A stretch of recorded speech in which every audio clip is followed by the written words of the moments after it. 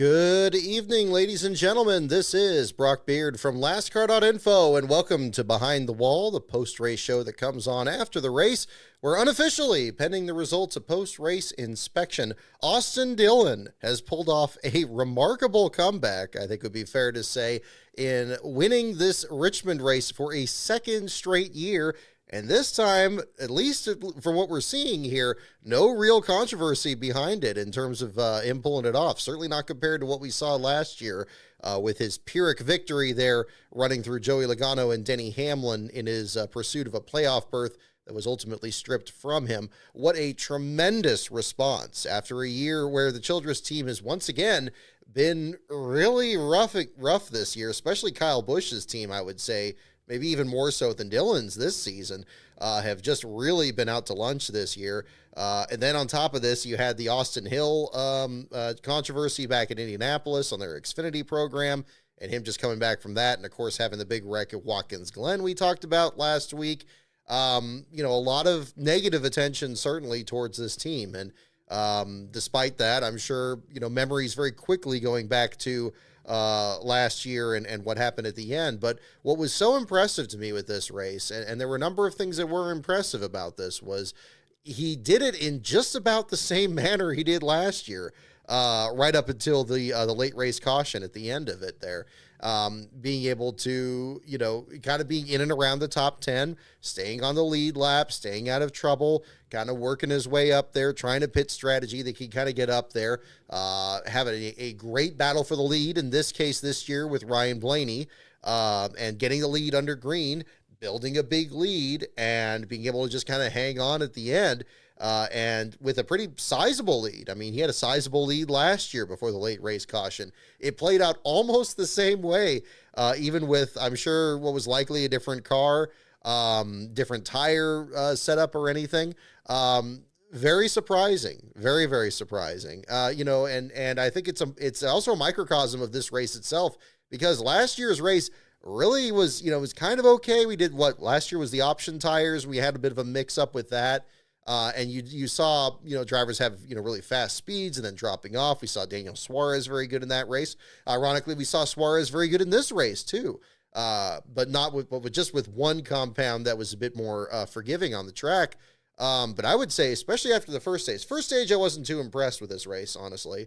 But the second and going into the final stage, the race really, really came alive. Very competitive racing out there. The car is actually able to kind of set up different lanes and trying to pass. I mean, it was such a concern going into this. I really kind of expected this race to play out like Iowa did, where passing was going to be very, very difficult. Richmond is already historically, even in the older cars, it's not really a recent phenomena. It's always been notoriously difficult to pass, especially coming off of turn 2 or really turn 4 as well. The driver on the outside just seems to just hold everybody up. No matter who it is. And, given what we saw in Iowa with that very troubling deal where everybody would just kind of get in line, and then once they caught the tail end of the field, they couldn't really do anything. This time around, very, very different. And again, especially once the race progressed and the track changed, and, it got darker and things worked out that way. And you had different contenders at different phases of the race here too. It was very engaging, and it was interesting that the strategy was so up in the air. Even in the first stage, about the only thing that really did happen there was we saw the different strategies that were playing out through the field and people pitting as early as maybe 30 laps into the event. And then, the payoff was towards the end of the race, we had 3 and 4 wide battles at certain points. You had some narrow, near misses and stuff through traffic. It still looked like the cars were handling, pretty well. Like it didn't seem like these cars were out of control necessarily or anything. But at the same time, it definitely looked more competitive, and you could see some of these drivers trying to work these strategies out. So that was definitely a big turnaround here. And I think that's so amazing because, again, these two races, I think, certainly with a completely different tire strategy in both of them, and how things played out at the end, it's pretty miraculous that Dillon was able to work more or less, a very similar looking strategy, run a very similar looking race, and pull off this win. And then thankfully not having a late race caution or anything to really put that, as a challenge there too. So a tremendous accomplishment. I mean, it's, coming into this race, I think a lot of us were asking, how good is Austin Dillon really at Richmond and the Cup race in particular? How much of it was last year? There were a lot of speculation after the event, not just over the penalty and ultimately him getting booted out of the playoffs, but where this performance came from. Like, what did the team figure out at this one track? And now, especially even this year, where you only had one race at the track there instead of the two events last year, what was the difference? Why did they just come alive out of nowhere? And I guess, for lack of a better explanation, they just got this track figured out here all of a sudden. Whatever they figured out, whether it's like back when Jeff Gordon had a great road course car, or Rusty Wallace had Midnight, or you don't really hear this as much with the current car. I mean, talk with Michael McDowell back at Sears Point.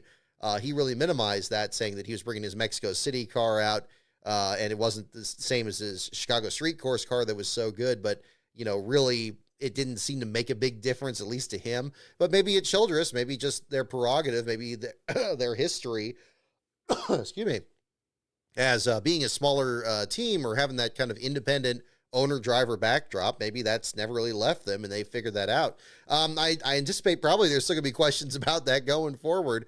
But in the short term here, it's a tremendous accomplishment. I think there was so much focus on him, and rightfully so, going into this event, about if he could even do it again. And again, I'm separating this entirely from the playoff discussion, much like what we had last year with the late season wins earned by Chase Briscoe and Harrison Burton. The playoff thing, set that aside for now. Just think about, a driver trying to win a race anywhere, and a team that's really been struggling this year, and really trying to just get a win at any point of the season, in the playoffs, not in the playoffs, whenever. Obviously that still played a role in this particular race here, but it's tremendous in that respect. It's so rare to have a driver do well at a track and then come back the next year with a different lineup of drivers, those drivers and teams figuring things out differently. And then again, you have different tire strategy on top of it, other things that NASCAR has pushed through since last year. You can't treat it as exactly the same race as last year.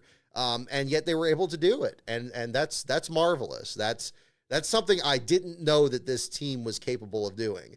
That's something you would think would happen at a Hendrick or a Gibbs or something, where once they kind of get their talons into like one kind of a track, they're just going to be unstoppable there. And yeah, we usually did see that with the older car, but again, it's not entirely gone these days. It's just a bit more rare. Yeah, I'm just amazed. I'm just honestly amazed. And I sense probably, everybody kind of being, looking into this at the same time too. Ben, thank you for mentioning the radio traffic there. I was kind of looking at that a little bit before the show here. And again, we'll see what more information comes of that there, and what was going on behind the scenes. I'd be very interested to compare that to maybe other races where you have multi-car teams and what they're talking about to other drivers through the field there at the same time. Yeah, I don't know what's going on with that here. So we'll see what, if there's any, obviously if there is more to the story, we'll go into that there at the same time. But, in the short term, again, I think, for now, yeah, I'm just as flummoxed as I was last year, especially before the late race caution, about how they were able to be this good. And we'll see, how much more of that goes. So now, obviously, the broadcast is hyping the playoffs and him getting a playoff spot. And undeniably, that's a big part of this here. He could go into Daytona and not have to worry about his run there. And then we can always go into the same discussion that we've been having all year, seemingly, about Shane Van Gisbergen with this, we got our playoff system, and isn't this great? And it's a great playoff system, but we have a guy that's just good at the road courses, and he's won 4 of them, and he's not only going to be the playoffs, but he's going to have a high seed, and isn't that terrible? It's like, I mean, I guess at this point, if it's something that gets rid of the playoff system, I don't really care about the means that accomplishes that. If the end is still there, that, the playoffs are no longer palatable to, most of the sport, I guess it doesn't really matter, how we get to that point. But again, this is another example of it, ironically, just as much like last year. The focus should be entirely on this team being able to come back and run it the same way and run it back and do it. And that is, again, I can't overstate how hard that is in any era of this sport, with how much the technology changes and so forth. There is more that could be said about the next gen cars specifically and how that technology is changed and what this means going forward there. We'll get into this a little bit later here. I do want to talk more about the Kyle Petty videos from this week in discussing the nature, basically the state of the sport and the state of this car. I think this is another one where, it's different in that sense, but again, how much was really advanced here at the same time.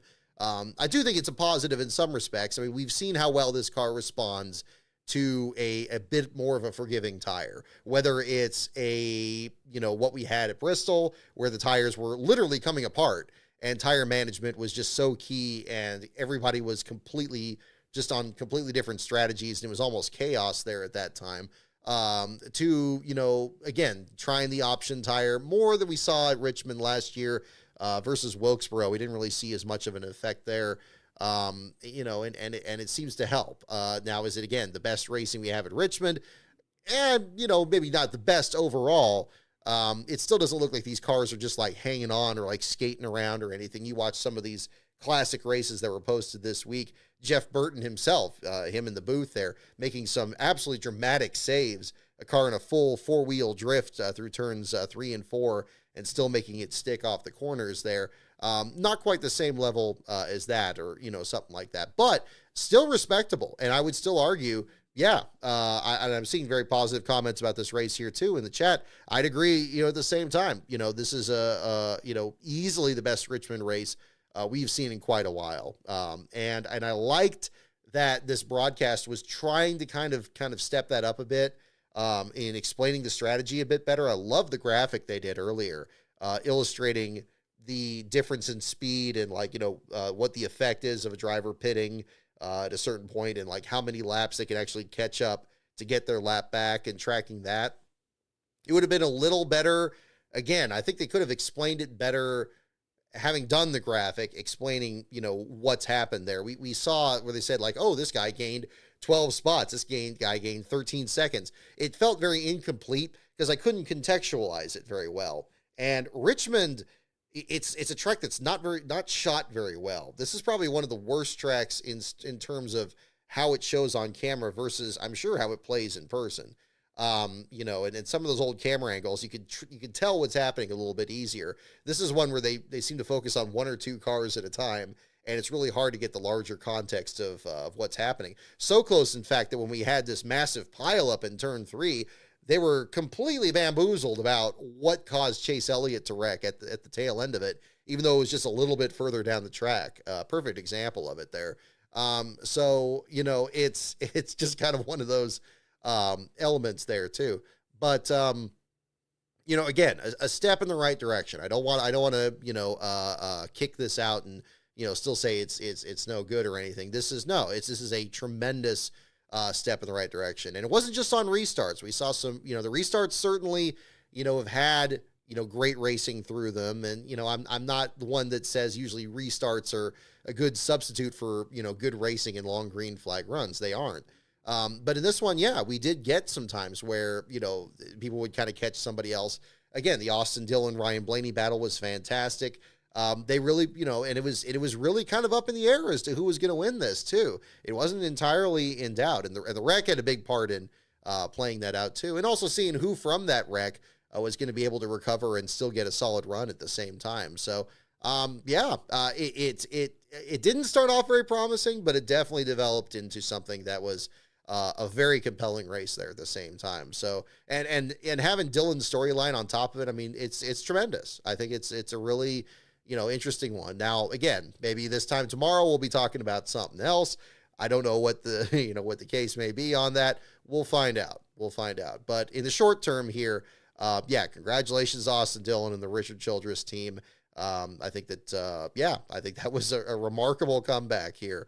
Because they had to put together a flawless weekend. We saw so many mistakes with pit road penalties and just bad pit stops in general. Carson Hocevar, yet again, just like at Bristol, seeming to have the right strategy, right among the leaders, looked like he was going to maybe even get a chance at still getting that first win. But then, yeah, some bad pit stops, just wasn't able to kind of work through traffic very quickly, and, doesn't get, the worst run of the year. He finishes 15th there, but given, how good he looked at certain phases of this race, certainly could have been a much better night. And Denny Hamlin, my goodness, the wheels almost literally falling off that car at one point. Terrible pit stops, much like what we saw with him. I mean, we've seen Denny, cuss out his pit crew before, going back to like 2007, 2008, where he just had just really rough pit stops for a while. And the Gibbs team really had to kind of figure something out there. I don't know what it was. I mean, some teams, you just have a bad day, just have a bad stretch there. But this had an immediate effect on that. And then, of course, Denny himself didn't do any favors with the pit road penalty on top of it. All that together with the car that, qualified fourth, was the favorite. Bob Pockris picked him. I picked him. The broadcast was hyping him up. Probably at that point, he should have taken that as a sign that, oh boy, something's probably going to go sideways, and it certainly did there. Denny still salvaged a 10th place finish out of this, which is pretty remarkable given that he was also involved in the big accident there. Got caught up in that too, but did a tremendous job not getting completely cleaned out like Chase Elliott and Justin Haley did in that incident there. But again, what could have been there at the same time. Suarez, mentioned him earlier, again, was very good in this race last year, continued to do so with these tires. Good to see him even lead a lap at one point here, finishing in the 7th spot. Your top 5, Austin Dillon, Alex Bowman, Ryan Blaney, Joey Logano, Austin Cindric. All three of the Penske cars in the top 5. Bowman doing a great job there at the end. Looked like he was going to be able to track down Dillon. Just wasn't able to work his way through traffic, and that's, again, kind of an issue with this car.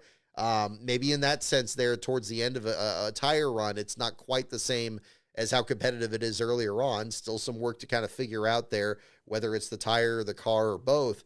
But again, spirited charge, did the best he could, got around Blaney towards the end. Seemed like maybe he was going to be able to kind of be the one that he wouldn't have to worry about Daytona next week. Of course, it would have put him in a better, position in that sense, not just only winning and advancing, but that would have also kept Chris Buescher himself in the top 16 here. Buescher now finds himself on the outside looking in, going into a race that he did win just a couple of years ago. Always one to watch at the super speedways there, him leading teammate Brad Keselowski across the line in the 400 miler there. We'll see if he has to do that again or just points his way back in. That'll be among the stories for next week there for sure. Kyle Larson in 6th, not usually a track you expect him to do very well on. Seems like Larson struggled here more often than not. Suarez again in the 7th spot. Josh Berry was very impressive. I don't know how much attention he got in the broadcast, but he seemed to kind of creep up there into the top 5, top 10, kind of settled back in the 8th spot there. So fine job for him. Brad Keselowski in 9th, and again, Denny Hamlin in 10th. Zane Smith almost in the top 10 there for Front Row Motorsports. They were getting a bit of attention from Steve Letarte earlier in the broadcast about just kind of struggling a stretch of difficult runs there for the Front Row team and so forth there, but good to see them run well. William Byron got some damage in the big wreck there, still finished in 12th. Briscoe, same story there as well in the 13th spot. Shane Van Gisbergen in the 14th spot there. I mean, great run for him on the ovals, and a very tricky oval too. This is a track where it is so easy to lose a lap. It's so easy for, again, cascading problems to really just completely take you out of contention like we saw with Hamlin and Hocevar. But Van Gisbergen in this case here, really, I think, silencing a few of the doubters here coming into the playoffs.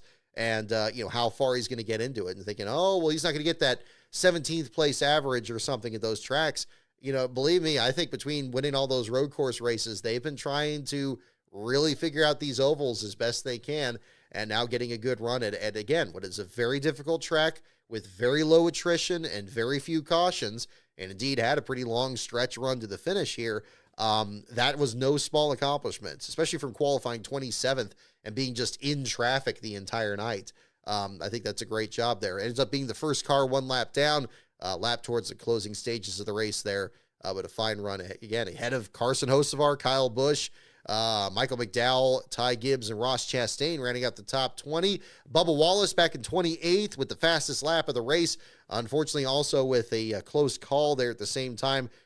Loose wheel coming off pit road. Luckily, the wheel didn't come onto the track, so he didn't have a more severe penalty there. But regardless, dropping him from contention there, ends up 2 laps down in the 28th spot, spoiling what was a pretty strong start to his race there as well. Chris Buescher, mentioning him earlier about the run at Daytona and seeing what he can salvage there. He really didn't have anything going tonight here in the 5th third car, finishing in the 30th spot there, also 2 laps down, a couple spots behind Bubba Wallace. Looking even further back, we get towards the drivers that were involved in incidents there in the earlier stages of the race, and of course our last place battle here. Most of this race was really interesting there at the back of the field because a lot of the contenders were driving car numbers that were very rare in terms of being last place finishers. The number 51 with Cody Ware had not finished last year since 1985. The 67 with Corey Heim had not finished last year since 1974. And then ultimately the number 9 car here with Chase Elliott, his first last place run since the Southern 500 in 2022 is the first time the number 9 has finished last year since 1959, when Roy Tyner finished last back when this track was not paved, and it was not this current configuration. It was a dirt track back then, and the 9 car finished last there. This again, pending the results of post-race inspection. We'll find out if that changes later on tonight. But Chase Elliott with a savage hit coming out of turn 4. Probably one of the biggest wrecks we've seen at Richmond in at least the last decade. Seeing people mention races in 2016 or 2014, 2011. The 2008 race really stood out in my memory, the Patrick Carpentier wreck on the back straightaway where he kind of bounced up into traffic there in turn 3. But this one here, Kyle Busch, I don't know, just had a bad stretch or something, just a couple costly mistakes. At one point bouncing off the wall in Ross Chastain, and then right after that hooking Chase Briscoe into turn 3. I don't know what on earth was going on there at that same time, but ended up being a really massive situation out there. Really kind of forget about how fast these cars are going around this particular track. I know it's historically been called the action track, and it is a short track for its measurement and so forth.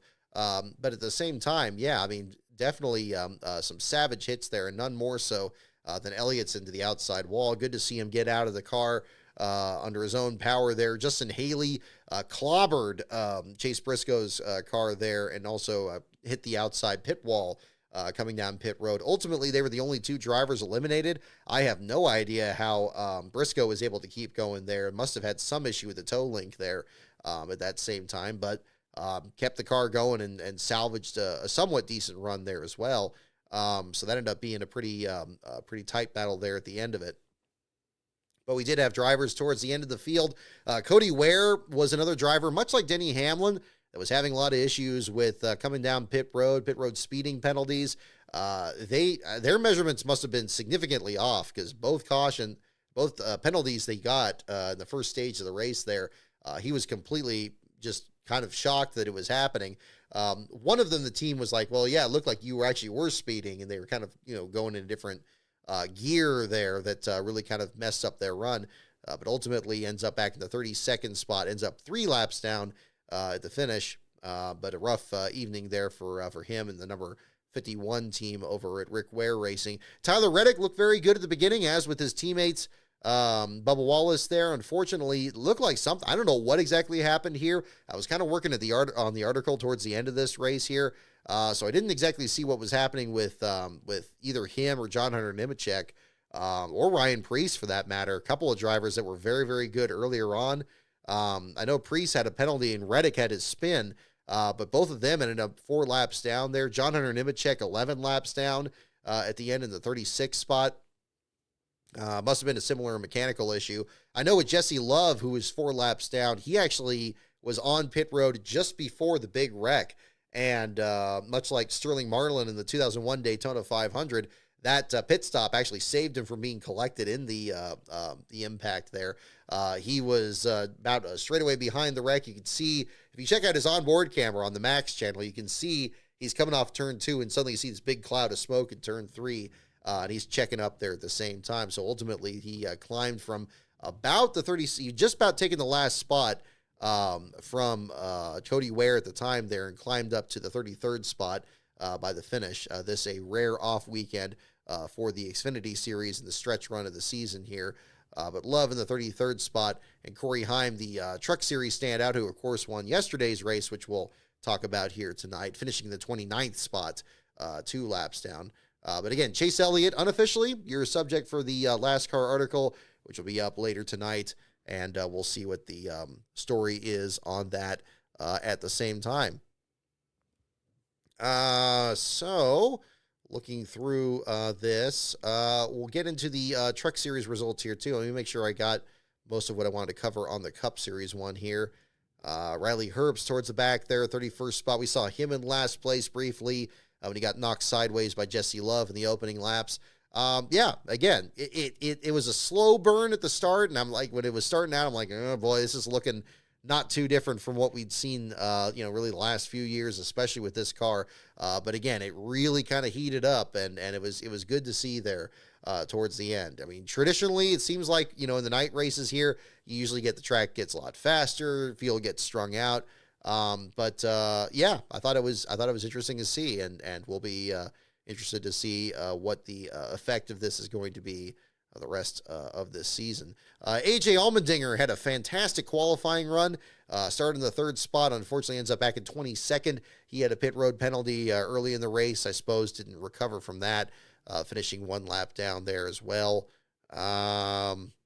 Let's see, that's most of what I have here at the same time.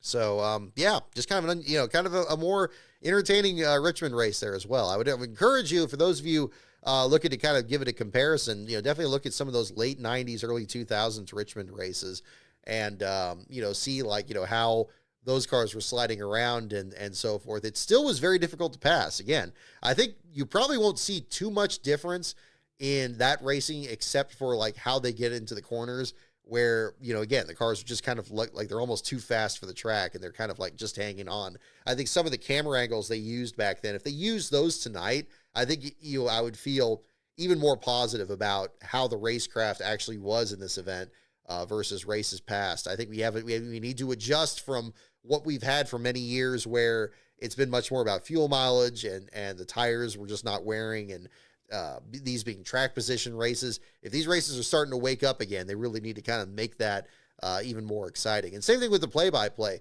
Again, as much as I liked the graphics and stuff that was brought up earlier, I still feel like, the technical information that is available these days, the SMT data and this, talk about deltas and all this other stuff there, it kind of just sucks the humanity kind of out of what the racing is itself.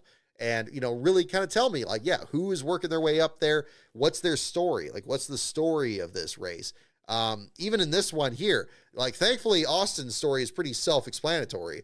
At least that predominates, as well it should. But the rest of the field there, I mean, Joey Logano coming from the back of the field to finish in the 4th spot. I mean, they paid some lip service to that at the end there.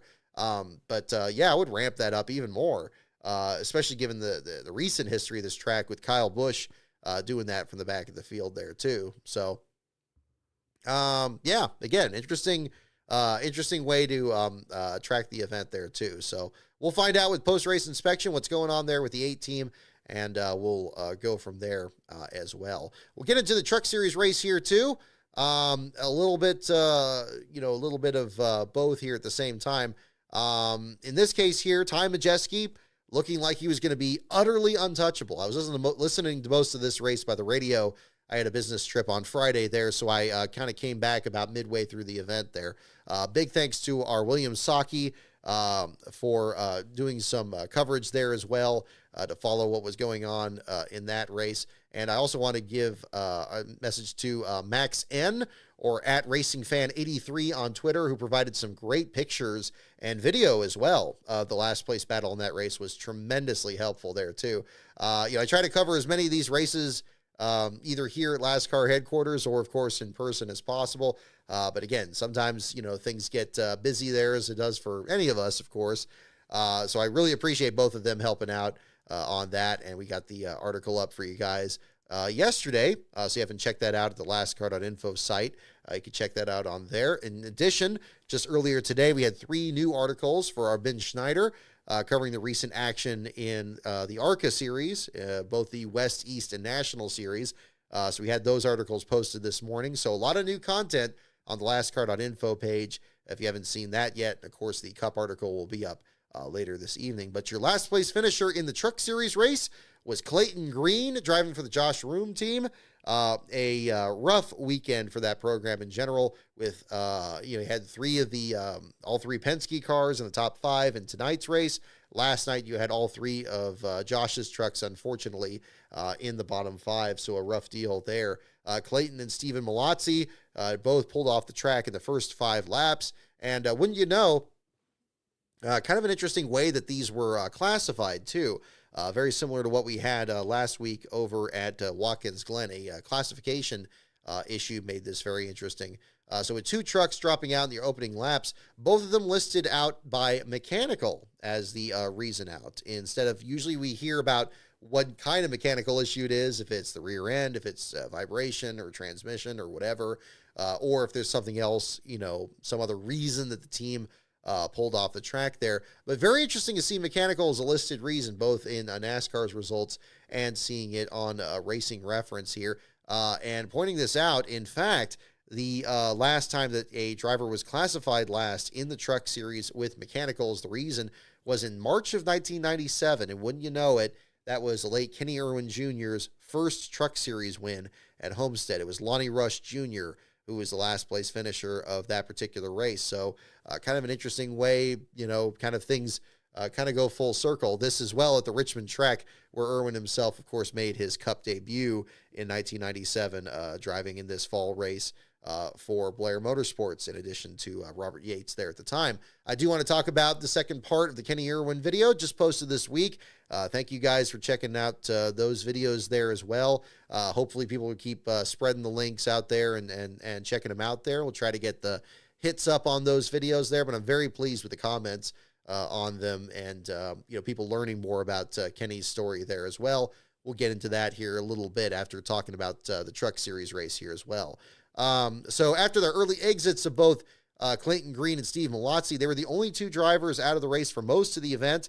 My understanding is that Frankie Muniz also fell out of the race with rear gear issues. It was his fluid that actually leaked onto the track, his rear end grease that came out on the track there and caused the incident between Ty Majeski and Matt Crafton in turn 3. It was interesting to me, listening to that race on the radio, it made it sound like the damage to Majeski's truck wasn't that severe, and that it was just kind of a minor altercation, and he was probably going to keep going. Of course, there's always the risk when you spin one of these vehicles out that maybe the engine spins backwards, or you put some extra damage on the drivetrain, and then that ends up being an issue later. I was surprised when I came home and watched the tail end of the broadcast. Disappointing deal just to try to win the race, but of course, in their playoffs, this being their regular season finale, assured still of his playoff spot and trying to win another championship, that being the goal going forward. So we'll see what happens with him there too. It's too bad that, again, they couldn't just be focused on the race itself and trying to win as many races as you want, let the points kind of figure themselves out. Another example of that, but Majeski did a fine job out there, just unfortunately didn't quite get it done. Looked like they really, really had Corey Haim's number this time. But, again, if there's any little hiccup, if there's any problem, and we saw this tonight in the Cup race, and we saw it again last night, there's other drivers that are going to come in there, and they're going to be just that little bit more perfect, and they're going to get up there and actually make you pay for it. And Corey Haim, certainly with his 7 wins this year, no stranger to really capitalizing on those moments. Remember, this is the same guy that when his truck was hiccuping at Homestead with an electrical issue, he still almost won that race. They've just got this in their back pocket. And Haim may not have been that spectacular in the Cup race tonight. Indeed, there were times on the radio that he was talking about the rear tires feeling soft and kind of just feeling uncomfortable with the car. Regardless, I think that whenever he does get to Cup, whatever the situation is there, he's going to certainly be one to watch. And that'll be one thing to follow at the same time. A lot of changes in the Truck Series entry list. with everything that was going on here. Indeed, one of the big stories, and that's a big reason I'm wearing this Caden Honeycutt late model shirt here tonight. Congrats to Honeycutt on making the playoffs there, driving for a second different team. As somebody else pointed out online there, very similar to what we saw with Ben Kennedy a while back there when he was driving for GMS and another team there at the same time. Now he's had a solid run. He was in and around the top 10 pretty much the entire night. Where was he? He was, 10th, 9th, 8th. He was 6th in stage 1 and looks like 6th again in stage 2 and finishing the race in the 10th spot. Again, points nights like that are going to be enough to really kind of get him a deep run in the playoffs if he can keep that going. But Honeycutt is very impressive and a very underrated driver, still looking for his first win. But again, him just driving the wheels off that Hallmar Friesen entry. Indeed, Stuart Friesen coming out this week saying he's not seeking a playoff waiver. Another, and Honeycutt locking himself in on points there. That is going to be so much fun to watch. I think, it's going to be similar, I would think, to Lane Riggs' breakout run in the playoffs last year, even though Riggs wasn't in the playoffs himself, just having a great stretch of races after a difficult start to his season. We'll see how things shake out. I think that's going to be really interesting. Jake Garcia, with his 7th place finish getting up there. Just a great effort in general. Giovanni Ruggiero was the rookie phenom there in the Truck Series. Really had a good recovery there after starting in last place. Issues in the rear of that number 17 truck, really having trouble out there, but clawing his way up to a 6th place finish out there. Not enough to get into the playoffs, but again, a strong run in its own right. And who's to say he's not going to be strong in any of these races here in the playoffs here as well. There's going to be more opportunities for him to join the exclusive list of Truck Series drivers who have won as rookies in the series. The Tricon Garage team is just as tough as ever, and it's not just Heim, so that's one to look at there too. Mentioning the other driver and team changes here, we saw Corey LaJoie get back to the Truck Series here. Some points shuffled around there between the 77, the 07 team that was not entered, and the number 16 that was brought back over at the McAnally team there for Christian Eckes to drive. We ended up having LaJoie finishing up in the 5th spot, Eckes in the 12th spot. A bit of a shot in the arm there for him since Eckes has struggled so much in the Xfinity Series that he is very much in contention for the NASCAR Xfinity Series championship this year. We'll see if he's going to be taking home a certificate at the end of this season. But again, certainly something helpful there for his run there in the number 16 truck there. And a nice tribute there to Shiggy Hattori there as well, running the number that the Hattori team had run in the Truck Series before. I didn't know that the McAnally team actually operated there out of Hattori's shop their first couple of years. That was kind of surprising to me. I know they're based out of the West Coast here in Roseville, which actually isn't too far from here at NASCAR headquarters. And they've run the 16 to great success in the West Series here as well. But a great tribute to him as well when they were able to kind of operate in that team for a couple of years. And now, even Daniel Heartbreak, old Daniel Hemrick there, having a great run there in the 19 truck. Not so much this week there with mechanical issues in the early laps. But Eckes also, having great runs in that truck last year. It's a tremendous program out there, and it's good to see that they recognized, that history there as well. We're coming off just a week later after the Charlie Henderson team came back to the Truck Series of Watkins Glen with Parker Kligerman, and recall that was the first Truck Series race that they had started since Charlie Henderson passed away back in June. So again, a lot of shuffling of team owners, sadly some that we've lost here along the way, but it's good to see that their memory and their history is being respected by the current group of competitors out there at the same time. One driver kind of shuffled around in this changing lineup of drivers here was Andre Perez de Lara, moved over to the Nice team in the 44 truck. He ended up starting 22nd and finishing in 21st. So we'll see what he can put together here towards the end of this season. It's been kind of a hot and cold year for him with the Spire effort, but maybe over at the Nice team, they can kind of figure something out. And indeed, the Nice team is kind of going through a change here as well, with, it sounds like, the sponsors investing more heavily in the organization. Still going to be Nice Motorsports from what we're hearing, but the sponsors taking a larger role in the program, kind of similar to what we saw out of the Colleague team when they ended up kind of creating their own organization after sponsoring TriStar Motorsports and Blake Cook, those many years ago there too. So again, it's good to see companies wanting to involve themselves in the sport more.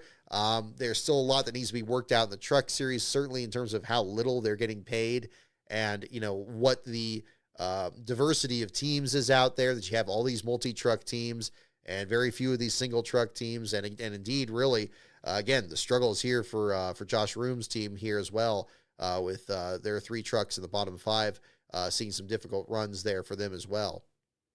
But at the same time, we also saw the second truck for Spencer Boyd's team return to the circuit. Ryan Roulette coming back out there, finishing in the 29th. It was a good effort for them. And Mike Harmon getting a truck back in the show here, too. First time, I believe, since Pocono. Him getting Caleb Costner out there. He from the ARCA series, the part-time effort. Had a beautiful truck out there for the 74. Nice new wrap there with Auto Owners Insurance, the sponsor you may recall from Carl Edwards and Martin Truex Jr. back in the Cup Series a number of years ago. Feels much longer ago than just last year for Truex, but that's kind of how it's played out here. But regardless, again, Costner in the 30th spot there, finishing within, not too many laps down here compared to some of the other competitors. Kind of a bizarre incident there for Dawson Sutton at the same time there. Number 26, the Rackley War truck. Good to see Sutton get out of the truck after an electrical fire in the cockpit there. Kind of a scary situation. It wasn't quite clear what was happening at the beginning, but ultimately got the truck back out on track and finished some laps down there at the same time there too. And this is just mentioning just a couple of these smaller organizations. We had Patrick Staropoli get back into the field there for the Cook Racing Enterprises deal. We know that Carl Long's team is going to be coming back into the circuit here in a couple weeks. I believe it's at Bristol there, the LE Productions sponsorship coming back with driver Tyler Thomasy back there. We're also going to see the second Hallmar Friesen truck back there with late model driver competing at Bristol there. So it's good to see that, yeah, we are still getting some smaller teams out there that are competing in this sport, that they haven't been squeezed out entirely. But hopefully some more sponsorship is going to be coming together for those organizations too. Because, Truck Series really puts on some good racing out there. Still has a lot of issues with the broadcast. I felt the same clunkiness coming back here from the radio and watching it on TV there at the end. But that's a whole other story there at the same time. I didn't watch much of that, so I don't have too much to add on this one here compared to the Cup Series race earlier tonight. Still couldn't help it in the Cup race today that there was that one point when Austin Dillon was getting competitive again in the Cup race tonight, and they were all 3 of them saying the exact same thing about last year. And it almost felt like all 3 of them were trying to, it was like a bit, like they were all trying to like say something different, but just couldn't resist saying the same thing about like, well, we don't like that he wrecked out of last year and he didn't get the playoff spot, but maybe he can get it this year. I don't know. I still think that's hilarious. I don't know how many other people notice it, but I notice it all the time because it's strange. You got 3 people standing shoulder to shoulder and none of them are listening to each other. Like, I don't know, but kind of a funny moment there at the same time. That's most of what I have for the Truck Series deal there in the Euro 250 and on the Cup Series side. I do want to talk about the videos, and we'll do some trivia here as well. Oh, and I see we got some, oh goodness, we got a couple super chats. Okay, I got to catch up on that. So we'll do that closer to our trivia portion here. So I do want to kind of get into that a little bit later. What I do want to do is I want to, let's see, what's a good way to do this? Let's get petty. How about we do that? Let's get into the Kyle Petty thing. I think that'd probably be a good transition here from the Cup and Truck Series article. So I do want to kind of get into the latest hot button issue, and I think this race is probably another thing that's going to only intensify these discussions further. We saw, admittedly, a very disappointing race in Iowa, where, again, nobody could pass, and it was a real issue, especially when drivers were getting lapped. We saw a Watkins Glen race that whose calmness, I think, was probably welcomed by most of us after what we had seen in the Saturday's race, and especially what happened afterwards at Bowman Gray Stadium that night. But at the same time, still was an uncharacteristically pretty calm Cup race at Watkins Glen there at the end, ultimately with Shane Van Gisbergen doing what he does and dominating the field there. And again, I came into this Richmond race with absolutely, basement level expectations of what level of competition we were going to get, and indeed was very pleased with it again, especially after the first stage. But I do want to go back to this. I'm going to bring up the second screen here in a bit, and I do want to talk about the discussion there. So what we saw earlier this week was a bit of a debate there between Kyle Petty and Dale Earnhardt Jr. over the next-gen car and what needs to happen going forward. And Jr. coming out on the side of, really trying to figure out, what makes this car better, especially at the short tracks, his continued concern for the plight of short track racing itself. Indeed, NASCAR Man History just posting a picture earlier today of Tony Stewart expressing concerns about this back in 2002, which I would still say was probably a time of, really exciting short track races. But even then was concerned about the aero dependency of these cars and, what if this is going to be a big problem at places like Bristol. Now, Kyle Petty coming out on the other side of this here and really talking about the need for patience and the development of the car. And I think raising a good discussion about where the car fits in history and what can reasonably be expected in its evolution here. So what I wanted to do in addressing this part of it is I want to pull up the clips from Kyle Petty's thing. I won't make you sit through all of them, I don't think. But although they are kind of short clips here, so maybe we will do those. I just don't want it to be too much of this. But we'll go into the second screen here and look at these and kind of jump back into the discussions. So let me make sure the sound is working on this. Do we have... Okay, no, we do not have sound on that. Let's make sure that's working. Okay, it's not muted on this. I think it's muted on here. Hopefully it still plays. Okay, no, we don't want that. We don't want to play over the Roadcaster. That's what we want. We want it to play on that. Okay, let's see if it's working here. This car. Okay, good. Jumped. Okay, here we go. Okay, so we're gonna get into the Kyle Petty one. Okay. Wayne Still, he just picked up Swerve or Die from Barnes & Noble. Excellent. Yeah, I still haven't finished Kyle Petty's book. I still hope to. And again, that's what I want to kind of come from on this here too. This is no disrespect to Kyle Petty or anything either. Again, he's very brazen when it comes to social media, and I'm very hard-headed on this too. But it's worth going into the discussion here and just kind of understand the viewpoint of where we're coming from here with this car and what's going forward. And since he was willing to, and he even responded to my own message here on that, which I'm going to go into here at the same time, I think this would be a good way to go into it. So let's start off here with Kyle's tweet here, and this being posted on PRN's page here. The NASCAR Next Gen car is a huge leap forward, so let's embrace the change. Why cling to antiquated tech when the racing is only getting better? We're seeing some spectacular stuff. So, okay, let's start off here with the description of the spectacular stuff. Criticism is deserved in a lot of ways. We have not raced stock cars since about 1958. We don't race stock cars. We race NASCARs. This is the NASCAR car that we have today. People complained in the 70s when they went to tubular chassis. They complained when we went to radial tires. They've complained all along as the progression of the cars. We were still racing cars with carburetors when you couldn't go to your local auto parts store and buy a carburetor. It was an antiquated car that we were racing, and people seemed to want to have that antiquated car. This car jumped leap years ahead. We have to adjust to it. This is the racing we have. Embrace it. Enjoy it. We're seeing some spectacular stuff on the racetrack, and I think it's only going to get better. Okay, so again, if we're talking about this particular car, I think it's very important to understand what this car is a creature of, because he's right. To give Kyle credit here, the history of the sport, there's been many evolutions of this car. Some of them have been really radical changes with these cars.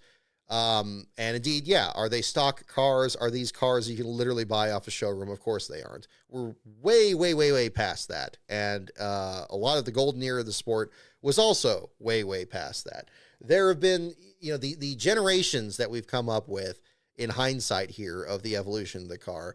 I don't entirely agree with the demarcation on each of those. I think there's other steps that are really important to look at. I think one of those was in 1981, the reduction of the wheelbase and the radically different models, like how we had these big, bulky, late 70s cars there, with the chrome bumpers still and the really heavy body styles, and then going to much smaller cars after the oil crisis and so forth. And, then those cars, again, kind of evolving the other direction and then becoming kind of longer and leaner and more aero dependent, leading up to the super speedway cars and the changes in 1988 and those. And yes, in each of those phases, as Kyle described, those cars, had their share of criticism. I mean, nobody's ever 100% happy entirely, but aside from that, there's always been one concern over the other. In 1981, those cars, the new narrow wheelbase cars, there were a big issue with those cars flipping. The duels in 1981 were extremely crazy. There were some very spectacular accidents. Tragically, some were even more serious in the next couple of years after. Not to say that the older cars were safe. They certainly weren't any more so. There were some terrible accidents in the couple of years before that, but it created new problems at the same time, and that's always what's been the issue. But what we've always seen in those times is that the car didn't stay the same for several years. There were always little changes there. If you look at the 1980s themselves, the evolution is radical. If you look at a car from 1981 versus 83 or 85, 87, 89, they're massive differences, massive, and just 2-year jumps. That's where you can get really different. You have like the cars getting much more sleek, much more rounded. And the big reason for that was because teams like Petty Enterprises were able to make changes. They were able to kind of tweak this and that. They were going to try to, capitalize on, maybe NASCAR had a new rule change, whether it's restrictor plates or whether they're going to run on more road courses or something like that. And they're going to try to modify these cars as best they can within the parameters of the rules to try to make the most out of these cars, make them as fast as possible, make them corner faster, make them reach a higher top speed. And then when you had the restrictor plates, they had to work within that and make them even more aerodynamic. And I think really kind of created the image of the modern car where you have like the whole nose is kind of dropped right to the ground. And you have like this wonderfully detailed nose work that you always see on the front of these cars that I think is remembered very fondly these days, and really carried off into, the next decade there and the explosion of the sport in the 90s and then early 2000s. But there's always been these evolutions, and it was the teams that were driving it because, NASCAR, doesn't make their own cars. At least that wasn't the case back then. They would design that. And the issue is now we have a car that for the first time is trying to jump ahead of all that and say, okay, you're going to have NASCAR and the teams, come together and then try to, at least in theory, come together and try to come up with some kind of car that's going to be like, okay, we can more or less agree on this and it's going to have this and that. And hey, let's try this and that. Like, what's the car 5 years from now going to look like? And let's try to jump ahead of that and show like what this is. And maybe in 5 years, it'll like evolve into, what it is there. But of course, when NASCAR did this, and the teams did that, and we can argue all day about like what the teams wanted versus what they got, or if the teams were even listened to and NASCAR just did what they were going to do anyway, or whatever. None of us were in the room there, so we don't know. But we do know is what we see whenever the teams try to do anything, whether it's cleaning the middle part of the rim of the wheel to make it fit on the car better, whether it's to mess around with the louvers on the hood of the car, whether it's every little thing, they come down with massive penalties. And the reasoning is heard. It's like, okay, well, the teams wanted to be saved from themselves. They don't want to be out there, spending absurd amounts of money trying to engineer new parts and trying to engineer new cars and trying to perfect it, forgetting that that's exactly what the sport has been doing all the way to this point. From the very beginning, where they drove stock cars out on the road and then figured out that those mud tracks just rip wheels off the cars. So they had to build stronger hubs that were going to hold up with that. It started right from that moment, all the way up through now. And now we're trying to just skip that entirely, try to move ahead of it here and, create something different. And my point in bringing that up is you can't put it on the same list. It's not part of the same chronology. It didn't come about the same way. It's trying to do a whole lot of things at once that were not things that teams were trying to figure out to gain a competitive advantage. They were things that were, if anything, trying to reduce that advantage or eliminate it together and just create parity, create a box so small that you still have teams that are better than others. You still have teams that are always going to figure it out a bit better, but what they can work on is such a smaller part that we're probably not even hearing about. We always see these teams cover up the hubs on their cars because they don't want to, let you know whatever it is, and whether it's the brake system or the calipers or something in the suspension, whatever the deal is, that's where you have just, that really small difference there. So if there's a concern about said car, about how it races or anything like that, how do you expect that to change? It's not going to change on its own. And I think that's what I more or less said in my first response. Yes, so I was responding to his video and saying this: the lingering issue is it's a spec car that teams are wholly prohibited from, can't read my own words, that teams are wholly prohibited from innovating on pain of massive penalties. At least in the previous generations, there was some wiggle room for teams. How then is the racing supposed to improve? It won't happen on its own. And see, there you go. So you don't have the teams figuring out. Now, indeed, there were times, even in the early 2000s, and you saw some of this in 500 Days, where teams would feel that one manufacturer is getting too much of an advantage. The 2000 Ford Taurus is a perfect example.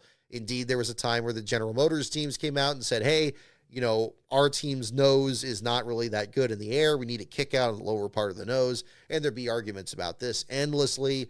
And eventually that was agreed upon. And you see the way the Chevys looked at the beginning of the year is very different from how they looked at the end of the year from that rule change. Similar thing happened when Dodge came in there too. And there was always that manufacturer rivalry, but that's kind of part of the sport. I don't remember the fans complaining about that because that's, kind of part of the manufacturer competition that supposedly is always going to be a part of it there. But again, what is going to be happening at the same time here? So again, I posted this on here and I was very pleased to see that Kyle Petty responded to this here as well. And I full credit to him on that. He didn't have to, but again, I appreciate him reaching out. So let me, in the sake of completeness here, we'll read this one here. You are right. Innovation in the past was driven by teams. NASCAR was reactive.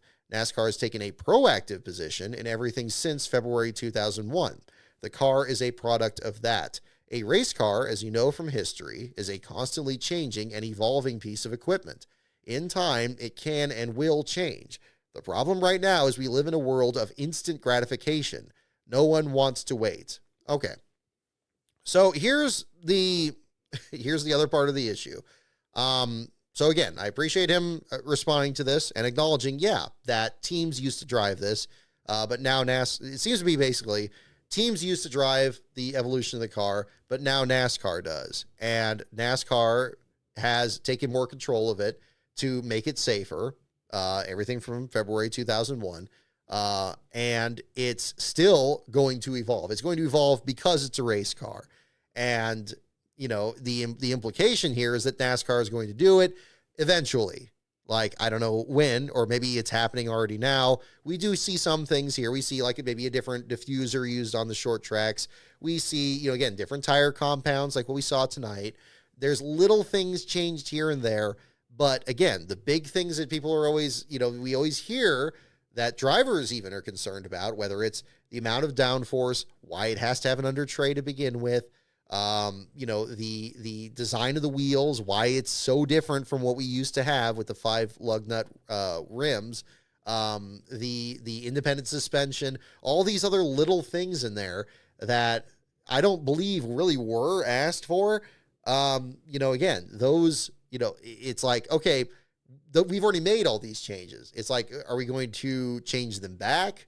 Is it going to be made more conducive to the racing that we usually saw in the past? What is this change? Like, what is going to be changing at the same time? And, that's where, I kind of get a concern here. It's like, it's kind of just taking on faith that, okay, yeah, I mean, I'm sure eventually the car is going to change, I guess. And I'm sure in some ways, this car is already different from what it was in 2022.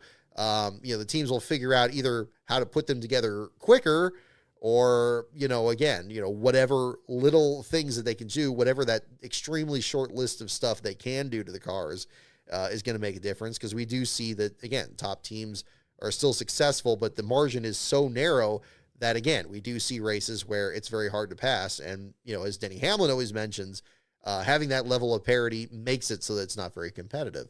And the impatience, again, there could be a lot of debate on that there too. What is a quick enough timeline?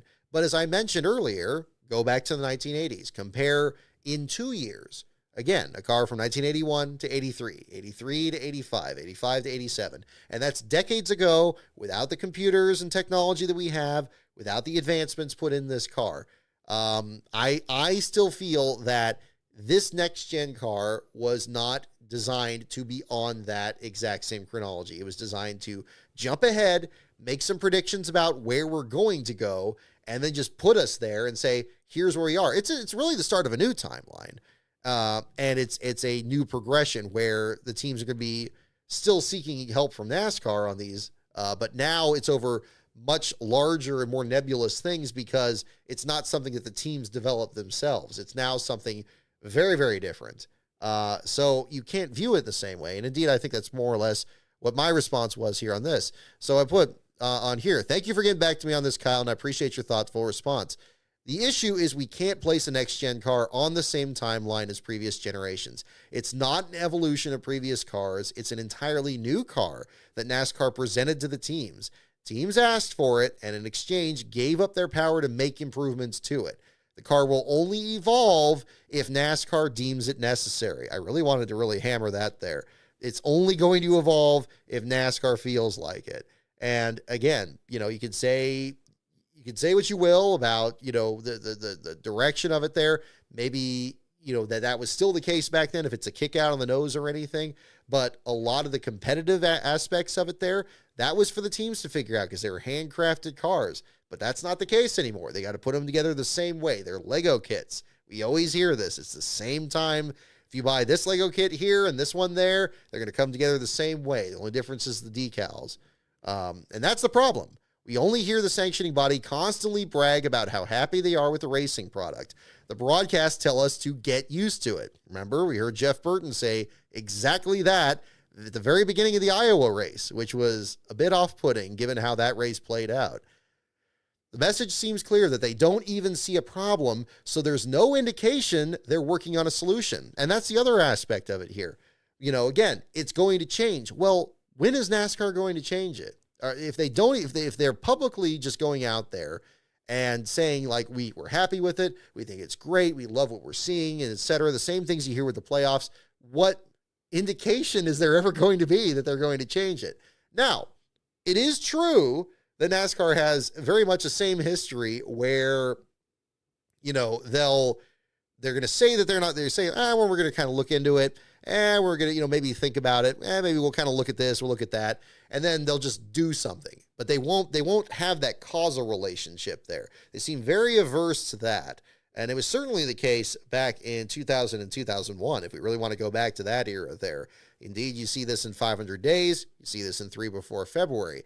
If you have like a lot of these accidents, you have serious accidents, you have drivers that are killed on track, and you say like, okay, the drivers want the sport to do something, they'll say, okay, well, yeah, then we're gonna try restrictor plates at New Hampshire. We're gonna try kill switch. We're gonna try this, but they're not gonna say they're doing it because of these accidents. They say, well, we're just doing this now, and that's the way it's gonna happen. That's the way it's gonna happen with this car. Probably they'll just say we're doing this now. Like we're saying that the racing is great. We say we love what we're seeing, but now the car is gonna, I don't know, it's gonna drive backwards now or something. I don't know. It'll just come up and it'll be like, what?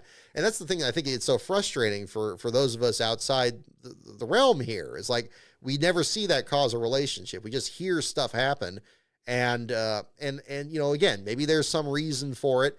Much like with the chicane at Watkins Glen, where they said like, oh, okay, we had all these accidents to turn 5, you had all that happen.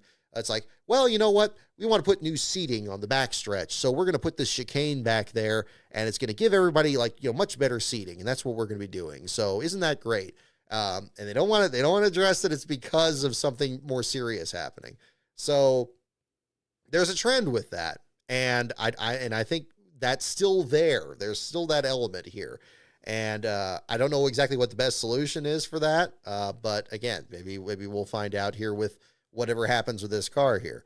But again, let's see. As I said at the end here, going to the end, I don't blame fans for asking what it would take for that to change. Even safety advancements to address concussions and cockpit fires were slow to come about and shouldn't have been issues to begin with. Again, other perfect examples of this.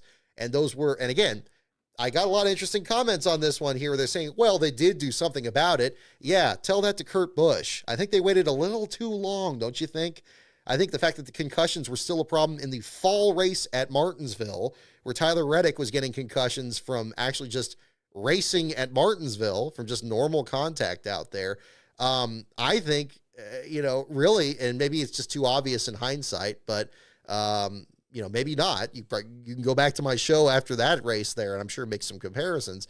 They probably should have just pulled using the car for a while and just gone back to using the old ones till they figured that out. I think those were compelling enough issues that they were dangerous. And I think a lot of the media out there that were covering these races were pretty slipshod about actually covering that. And we even see this tonight. There was a fire in the left front fender of Ty Gibbs' car and all that. And they were just kind of looking at him like, wow, look at that. Yeah, it's on fire. Oh, okay. Well, he's out there. Well, he's still going to keep running out there. Well, isn't that interesting? It's like, I know the sport's dangerous. I know that that's part of it. I know these drivers know that. But it used to be that some dangers were treated more seriously than others. And to me, I think that was one of the most glaring things with this car in the other era here too. So we had that. So enough on that. So I went ahead and posted this and, said my piece on that, spent entirely too much time tweeting this. And I always feel hinky about that because whenever I spend a long time on a tweet, it seems like those are always the ones that piss people off. So I'm like, okay, well, I don't know how this is going to go, but we'll see what we get on that. But then after all this, we get this video here. And it's like, okay, let's just play it. It's 2 minutes. I think, okay, I'm going to have to backtrack. We will play the whole thing here, and we'll get the proper response here. So let's go into this. Okay, a few things were said this last week about the next-gen car. And you guys responded, and I appreciate that. You responded with a passion, and you responded adamantly. At the same time, you haven't changed my mind. I've been around a long, long time. I've seen a lot of iterations of cars. I've seen cars show up at my dad's house that they turned into race cars. I've seen a body in white that they made a race car. I saw them build chassis from the ground up and put bodies on them and go race them. And now we have the bolt-together car. This next-gen car, it's what we have. It is a NASCAR. It's not a stock car. It is a... Okay, here's the one point of issue, and I see where he's coming from. Again, we're on a different path here. We've had a lot of different phases. The car has evolved over time, and it's evolved because of the teams. Now we have a car that's evolved from NASCAR, and we're in an entirely different timeline going forward. I don't understand why he's locked into this thing about it's not a stock car. It's not a stock car. It's like, is anybody arguing that? Is anybody arguing that, that this car is like, that it's almost like kind of going back to the same discussion that we saw from the Larry McReynolds thing a while back there about like, oh, we don't want to go backwards. We don't want to go backwards with the playoff system or something like that. It's like, we're not going to go back to, a car from like the 1940s or 1950s. That's not the solution here. It's kind of a straw man here where like, that the response here is like, oh, we want to go back to something that is antiquated and we don't even have anymore. It's like, well, we don't really have to do that. But, again, what we had from the Gen 6 car, or maybe another way to perfect that car, what was the next logical step in its evolution versus what we have with the next gen car? I think those are two very different things. And neither of those are stock cars, so we don't have to go into that. But one is much, much closer to the spirit of what a stock car is than what we have now. And again, we did have good racing tonight. I don't want this to be disparaging of that. But it doesn't mean that this debate just goes away either. because if anything, this is going to give more momentum on that side. So we'll find out on that. Anyway, picking up. NASCAR. That's what it should be called. Not next gen, just a NASCAR. Just like a Formula One car is a Formula One car, this is a NASCAR. By the way, Formula One cars also look too identical, and there's big issues with that.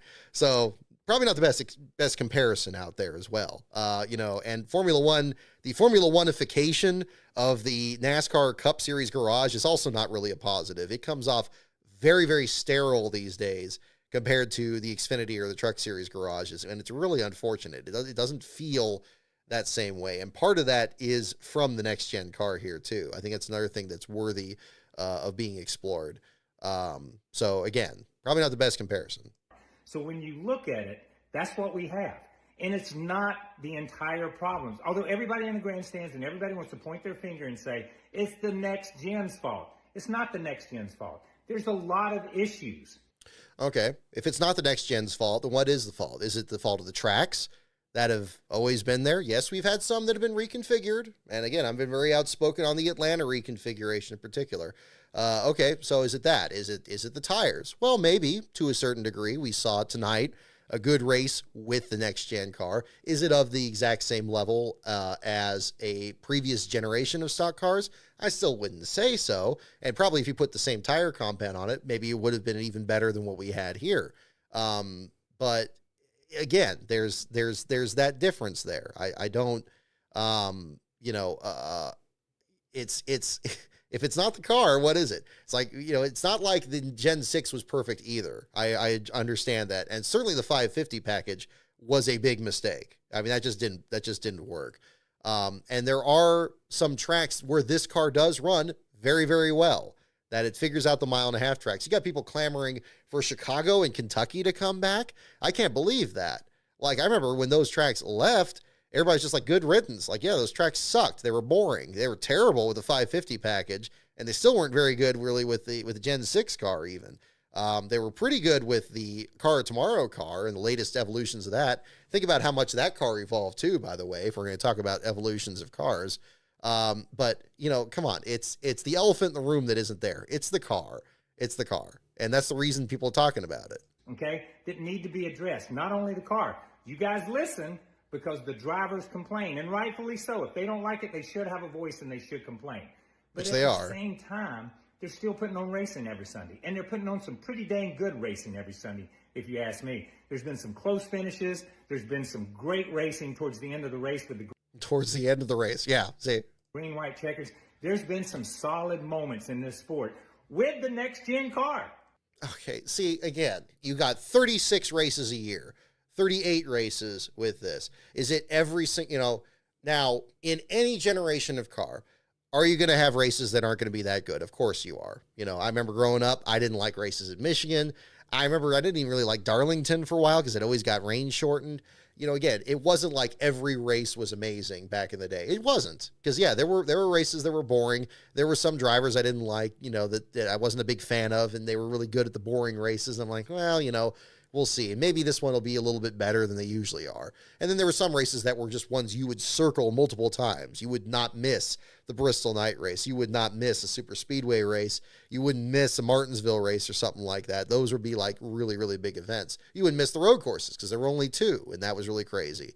But it's, we have had some good races with this car.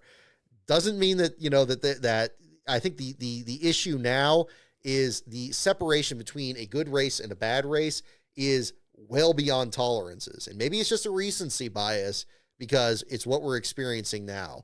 But the fact that it has consistently been a problem at the short tracks, the fact that we have started to see some issues with it at the road courses at the same time that we've significantly expanded the number of road courses on there, that's a big part of the schedule. And at the same time, even where we got people questioning the legitimacy of the Daytona 500 about how good a super speedway race is now. What does that leave? Especially in the modern schedule where you have more and more races more and more tracks that only have one race per year. That's a big part of the schedule that's having, kind of difficult races. And they're not very good races for kind of some of the same reasons, whether it's fuel mileage, whether it's just a difficulty of passing. Pocono, another perfect example. We saw the same deal there, where you had fuel mileage races at the end and like who can pass who, and it's just really difficult to do. Those are concerns. It has helped at the 1.5 miles. It's got people even missing Fontana, myself included, for the great races that it had just those last couple of years, really the last 2 years before it got, shut down and torn up there. But man, we're not seeing that every week. And again, having even he's qualifying it here at the same time, because he's talking about, okay, we're talking green, white, checkered finishes. We're talking about restarts. We're talking about like all those moments. I said this and it got a lot of criticism, but I'm not backing down from it either. Restarts really aren't racing. It's about what happens in the long term. It's about when the cars are like, the tires are wearing out and so forth. And, the reason I say that, I go back to my own experience many, many years ago, many moons ago, when I was in rowing, we would always have like a restart procedure. And you would go in there and you would have to do like this really quick thing where you do like these really quick strokes in the boat and you do these really quick ones, but you couldn't do that for the entire race. That was our start procedure. You had to do this just to get the thing through the water and build momentum up and go for the rest of it. And yeah, that's exciting, but that's not the whole race. The race takes like 6 minutes and you would completely burn yourself out in like 30 seconds, even if you're an Olympian, if you do that. So you got to slow down. You got to kind of build up that momentum. And in these race car drivers, it's the same thing. They can't go out there. We just heard it tonight. You can't go full speed all the time. You'll burn the rear tires off. Same deal. So again, it's a part of a race. It's an element that is exciting. It's always going to be, no matter what the track is, but it's the long term. It's the long green flag runs there. And long green flag runs, there's nothing wrong with that in particular. We've seen examples this year as well, where we've had good competitive racing in green flag runs to the end. Even Atlanta, not too long ago here. But again, it's the level of, you can't judge it off those moments. You have to judge it off the entire race. That's why when you Jeff Gluck does his poll, it's like, was it a good race? Was it, I said the same thing in my video a while back. What's the difference between a good finish and a good race? There have been great finishes to races that were crap. So when they show highlights of it, it's always like 3 minutes because they're not going to show you the whole race. They're going to just show you the one part that you want to see. There's other ones where it's like the Hooters 500 where you want to see the whole race because there were so many things that were happening. And that's not always going to be the case. Yeah, you're going to have boring races and you're going to have great races too. But it's on such a clear delineation between track type to the point where you got people thinking that these are bad tracks and they're really bearing too much of the brunt for it here. It's not going to be super speedways every week. It's the car and you got drivers complaining about it. You got fans complaining about it. You can't just dismiss it and say, oh, well, yeah, they're working on it. Oh, yeah, it'll be fine. It doesn't work in that sense. And it's going to require a different mentality there. There needs to be a conversation. I appreciate Kyle for having this conversation and coming about and making it clear what his viewpoint is on that. And I'm sure he's going to continue to do so, just like everybody's doing. Just like I'm doing it here, and everybody else I'm sure is doing it on their show tonight too, or whatever that deal is. So anyway, let's get to the rest of it here. With the next gen car, I know that's hard to believe, as bad as you guys say it is. But at the same time, again, I'm going to stand behind what I say. We're moving forward. If you guys want to go back to 1964, go back to 1964. If you want to go back to 1982 and 1999, go back to 1982 and 1999. This sport is moving forward, as evidenced by the new Amazon deal, by the Turner deal, by the TV packages we have, by SVG and drivers coming from all over the world. Okay, so just because you're moving forward doesn't mean you should. It doesn't mean you're going, you're not going too fast. It doesn't mean you're taking the right steps. It doesn't mean you're heading even to the right direction. As I posted after this, post a picture of the Titanic there. So, because yeah, look, we don't have to just keep moving forward for the sake of it. We could have moved forward with the last car, with the Gen 6 car, made some common sense modifications to it and kept going. Why didn't we go on that path? We are on a different path. This goes right back to where I was starting to say. We are not moving forward on the same path anymore. We are on a different path. And if we got to a different car, or if we did go back and used a previous car and maybe made some changes to it, yeah, we would be on a different path from that too. And maybe that would be a more logical one, maybe one where the teams are more directly involved in the evolution of the car. And that's the thing. We can't just say, yes, there are things that we are moving forward on that are very exciting. I love that we have Prime covering the races. I love that we have new talents in the sport, that Shane Van Gisbergen is selling a lot of t-shirts and that he's really popular out there, and that he has forced our current Cup drivers to become better at the increasing number of road courses on the circuit. I think that's great. I think he's the ultimate revenge for every road course specialist that has fallen short of winning for the last 25 years plus. I think that's great. I think these are good things. Doesn't mean we're doing everything right. And it certainly doesn't mean that this car is a success or that we just need to wait for someone to fix it. Because who's going to fix it? The teams can't fix it. If they even make the smallest change to it. I can't overemphasize this. They make this the smallest change to it. A piece of tape will get you disqualified from a race. A minor change to a louver will get you a massive penalty. And now those penalties are just really not getting rescinded either, more often than not. That's a massive deal. So that's what we really need to be looking at. The sport is moving forward. We need to keep the sport moving forward. And complaining about everything without giving answers to the problems. Critique is one thing, but we have to be able to critique positively and say what we would do to fix it. Everybody's been doing that. I've discussed it right here in this section of the show here. I mean, I've made it as exhausting as possible. Yeah. What do we look at? Is it going to be something about getting rid of the under tray, changing the tires, going back to the older car and figuring out a common sense evolution of that? Maybe going back to having different cars for different tracks like we used to have. I mean, maybe a one size fits all thing doesn't work no matter how many times NASCAR's tried it, whether it's the COT or this. Again, that's what needs to be looked at and maybe kind of figure out a solution to that. Again, there are many things to be excited about and people should be excited about. And I'm not saying people shouldn't be excited about things that they do like in the sport. I love that. We had a sold out race tonight. That's great. That's fantastic news. And we got new broadcast partners that are going to bring the sport to new people. But I think that those are even more compelling reasons to get this right. When you have one glaring thing in the room and you just insist on changing everything around it and just saying like, oh, okay, yeah, we'll change this, we'll change that. I post this meme every 6 months or so where it's like talking to somebody that just doesn't understand what you're asking. They're asking for more horsepower and they're like, oh yeah, we'll make more t-shirts with the graphic only on the back. It's like, look, no, it's like, just do the thing that everybody is just bringing up. I think there's more uniformity in the concern about this car than there has ever been. And is still conceding that, yeah, it's had some good races. It's had some, there's some good elements to it, but it's the bread and butter of the sport. It's the short tracks. It's also the increasing number of the road courses and especially the super speedways too, that it's not been a positive change for. And it's not a matter of safety. In fact, the sport was, the initial evolution of this car kind of ignored really compelling issues with safety, mind you. But the evolution of this car, needs to be looked at through another viewpoint. We can't just pretend that just because we have it now, that it's anything at all from the chronology of the sport and what has brought the sport to where it is today. It is a complete departure from what the sport used to be. It is an attempt to look into the future and say, hey, we're going to skip all these steps and we're going to say, yeah, the car now has this. It now has a sequential shifter. It has independent suspension. It has toe links that snap like pretzels. It's got big rims on it there that look like, Fast and Furious. It's got this and that, and like this and all, and learning nothing from the COT.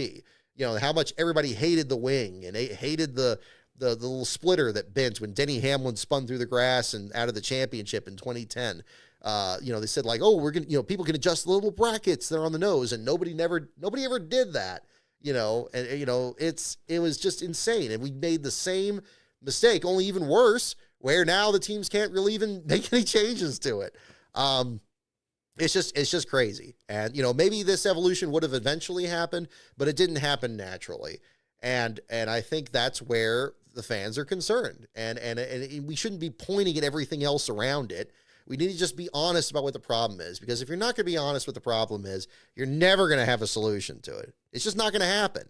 And sitting around waiting for it is not going to be a solution. So again, I appreciate Kyle Petty for being very upfront about his viewpoint on it, and I will meet it with the same. And that's my viewpoint on it here. Again, I'm expecting everybody agrees with me on this here too. I probably lost a lot of people watching the show here tonight, but again, I think that's another part to look at. So it was an interesting discussion from that, and where that all came from. But yeah, there's still work to be done. Today was a positive example. And again, if it is just an issue of tires and Goodyear needs to work on it and find out something that works for each of these different tracks, it's a challenging way to go about it. But again, maybe that's the direction things go. Or again, maybe specialized, I still think specialized cars, or having something that has worked at the short tracks or has worked at the road courses. It's the same reason I get on it about the broadcast, about not using classic, camera angles or the way that action is described or something. There's a lot you can learn from the past. And the Petty family in particular has gone through those evolutions right up to the end in there before the end of 2008 there, when they were building the car tomorrow in there for their last couple of seasons.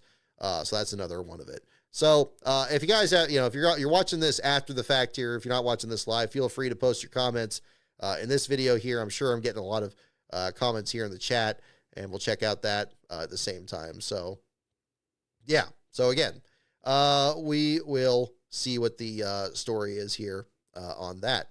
So I want to transition into talking about the Kenny Irwin video here as well, and then we'll go into our trivia segment here. I saw in the comments here, I guess we already have a call on inspection. Do we have that? We'll go ahead and get this here. I'm going to get on my second screen and find out where we are here. There it is. Yes, 18 minutes ago. So mid-rant here.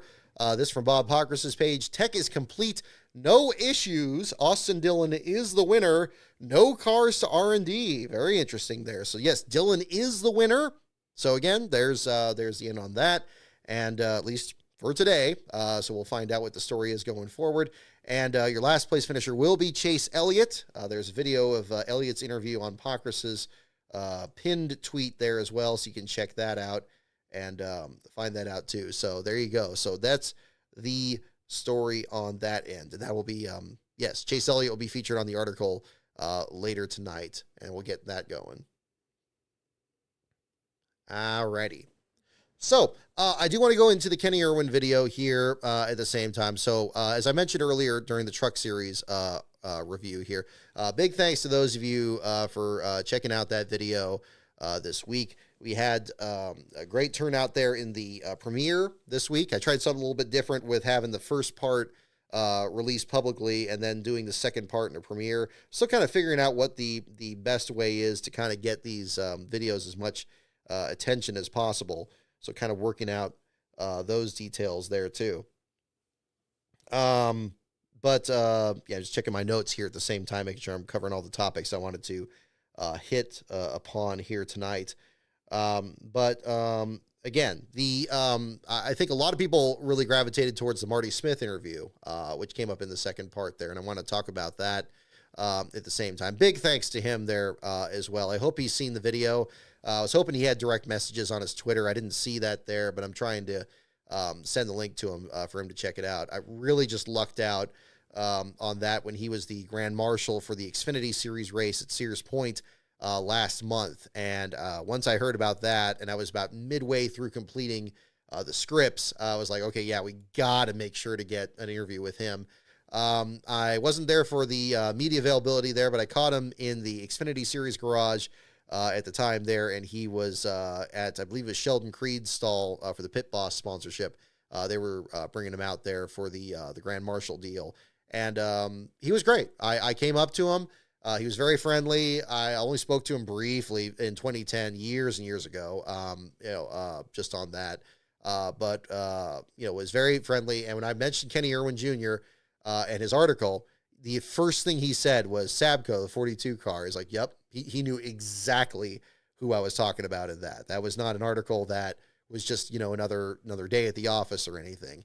And he gave a fantastic interview. There's only a little bit more to the interview that was not posted in the video. We talked a bit, of course, about his Grand Marshal duties there at the end to kind of transition on that.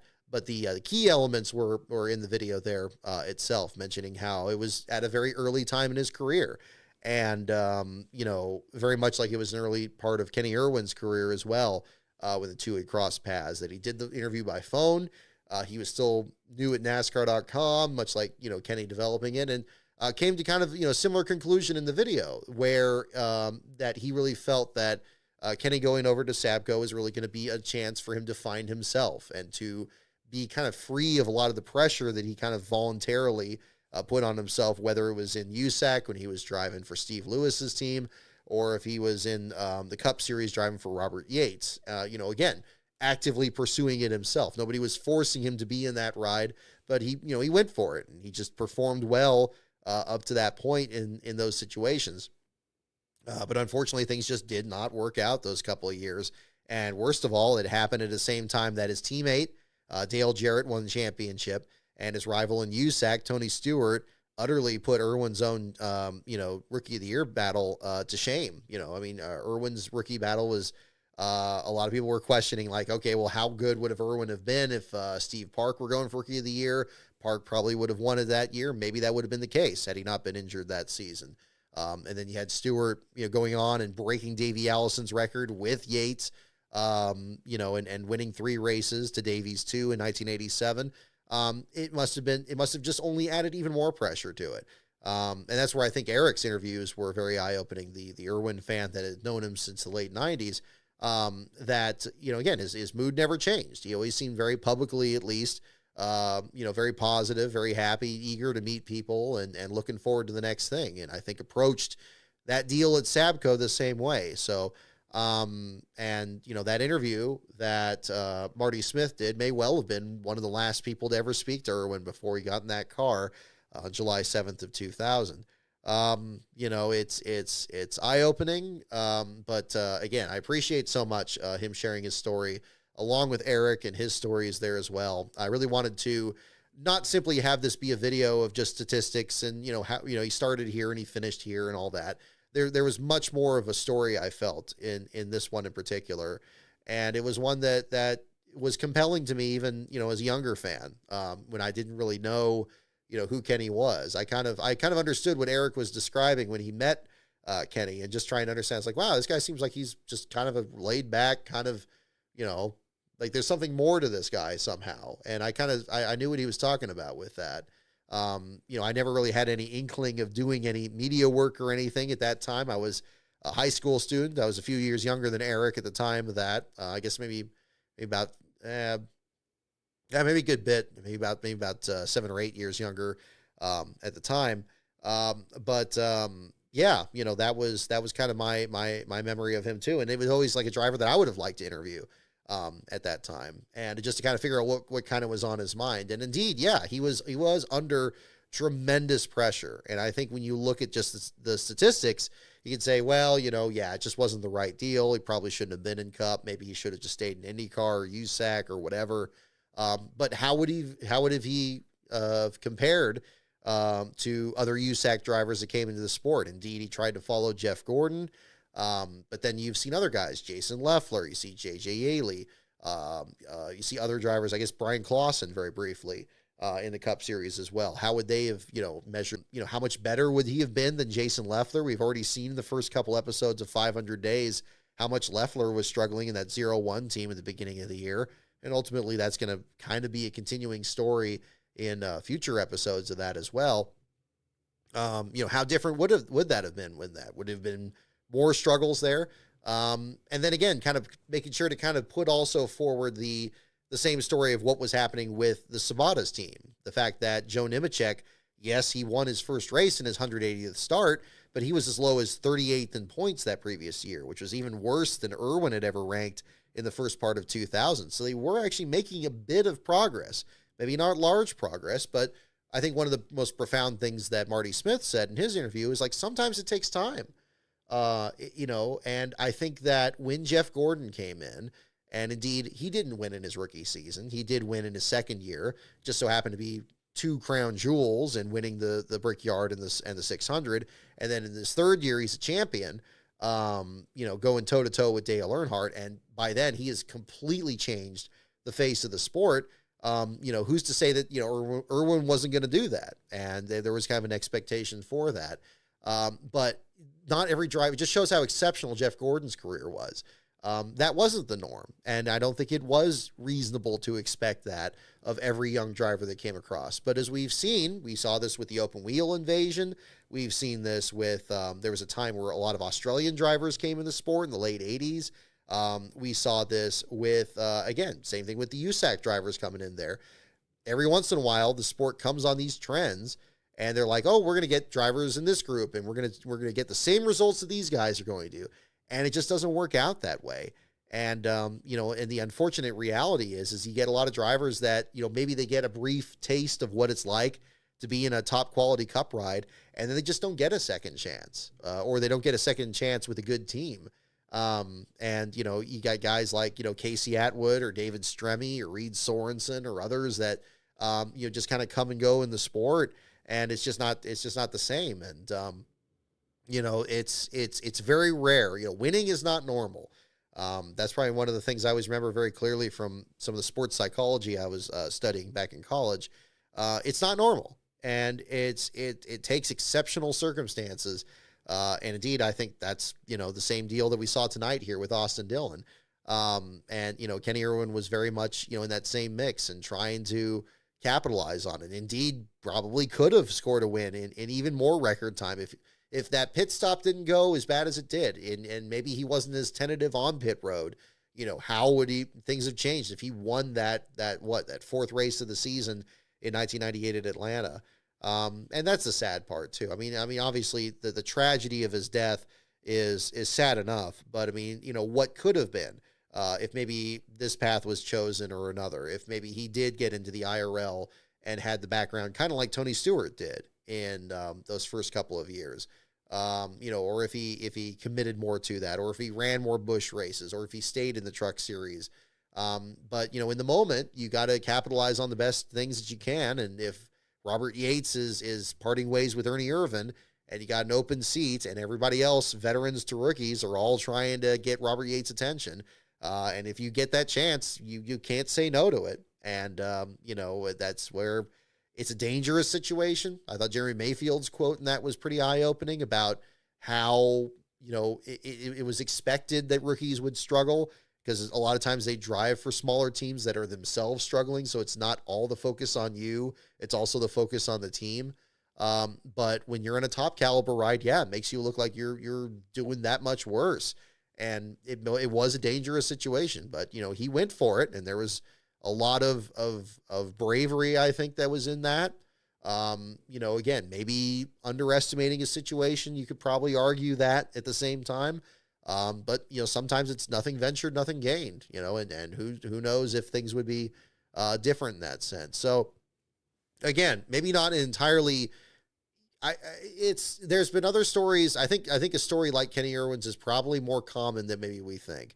And then there are other drivers that maybe in that same situation were one moment away from maybe having a good run, or just, drivers that are even still with us. I mean, I'm not even talking about how it ended, but, drivers where maybe the phone just stopped ringing, as Chuck Bound described it. They just no longer got rides, and they were just out of the sport, and they didn't know when that moment was. It just kind of just came out that way. It's an unfortunate reality, because there are only a certain number of starting spots in a certain number of races in this era, as well as it was 25 years ago. And, you are one of the few guys out there, and the pressure gets to everybody. We heard Jimmy McMurray come out with a interview recently where, he talked about how much he wished he would have just enjoyed it more, as a driver, that, he wished he didn't take it so seriously, and, and really kind of to enjoy, how good he had it as a Daytona 500 winner, as a Brickyard 400 winner, and being able to be in the sport as long as he was. But you know, it's always obvious in hindsight. I suppose that's the way to look at it there. But this one, I think in particular, I think this is probably, you know, one of the more compelling examples for the context that it was in. Again, the rise of Jeff Gordon. Ford looking for another driver that was of that caliber, him being a rival of Tony Stewart's, him being teamed with Dale Jarrett, all these other drivers around him that were the face of the sport. I mean, really, think about it. Jeff Gordon, Dale Jarrett, and Tony Stewart. That's like a big part of what the sport was in the late 90s and early 2000s and what it continued to be. And they really guided the sport through that golden age. You know, they were like three of like, you know, you always have, you know, they would sell the most t-shirts. They were the diecast you always saw in stores. They were always the face on TV Guide. They were always like the figure of it. And Kenny Irwin had a direct connection to each of those drivers, trying to kind of put his name up there. And he wasn't the only one that was trying. Certainly everybody else in the field, whether they were veterans that had been around a long time before it or other rookies that were trying to kind of make their name too. You know, that was another part of it. And, you know, their journeys took different directions as well. But you know, the way that one played out and on top of it, this is not even to mention the context of the safety debate that year. And of course the tragic outcome at New Hampshire in 2000.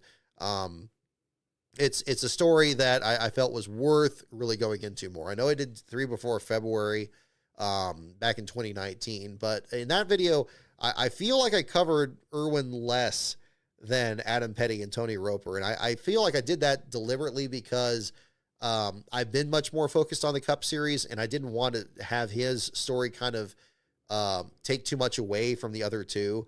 I really was trying to consciously try to do even more research on their careers to really kind of bring that up more. But I feel like I kind of almost went too far that direction, and that's where I felt like this series was really necessary. So I don't know if I'm going to do standalone videos on Adam Petty or Tony Roper. I wouldn't rule it out. There may come a chance where that may be, you know, possible. I don't know if there's much more I can do compared to Kyle Petty's book, for example, which I'm still working my way through, or the Petty Blue documentary as to Adam's story, or Tony Roper's, honestly, you know, the Firestorm podcast that Rick Houston did. I thought he did a tremendous job talking with Tony's widow in the video there as well. I thought his podcast, I'm not sure if there's much I can do to improve on that one. So, you know, we'll see, you know, going forward, but I do have other projects in the works here. I've been very pleased to say that we got much more coming up. I got something in the works that, I don't really want to go too much into that, but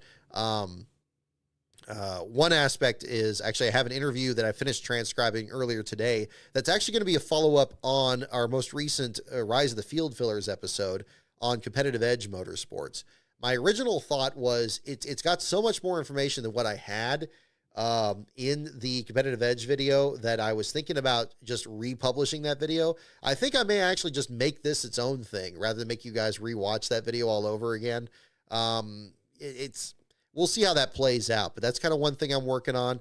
I have another shorter video I'm working on that's kind of on a similar topic here to the Kenny Irwin project here, because I got a lot of questions about what happened with the team after the accident later that year, which I did talk about in 3 before February, but there's more of a story there with that.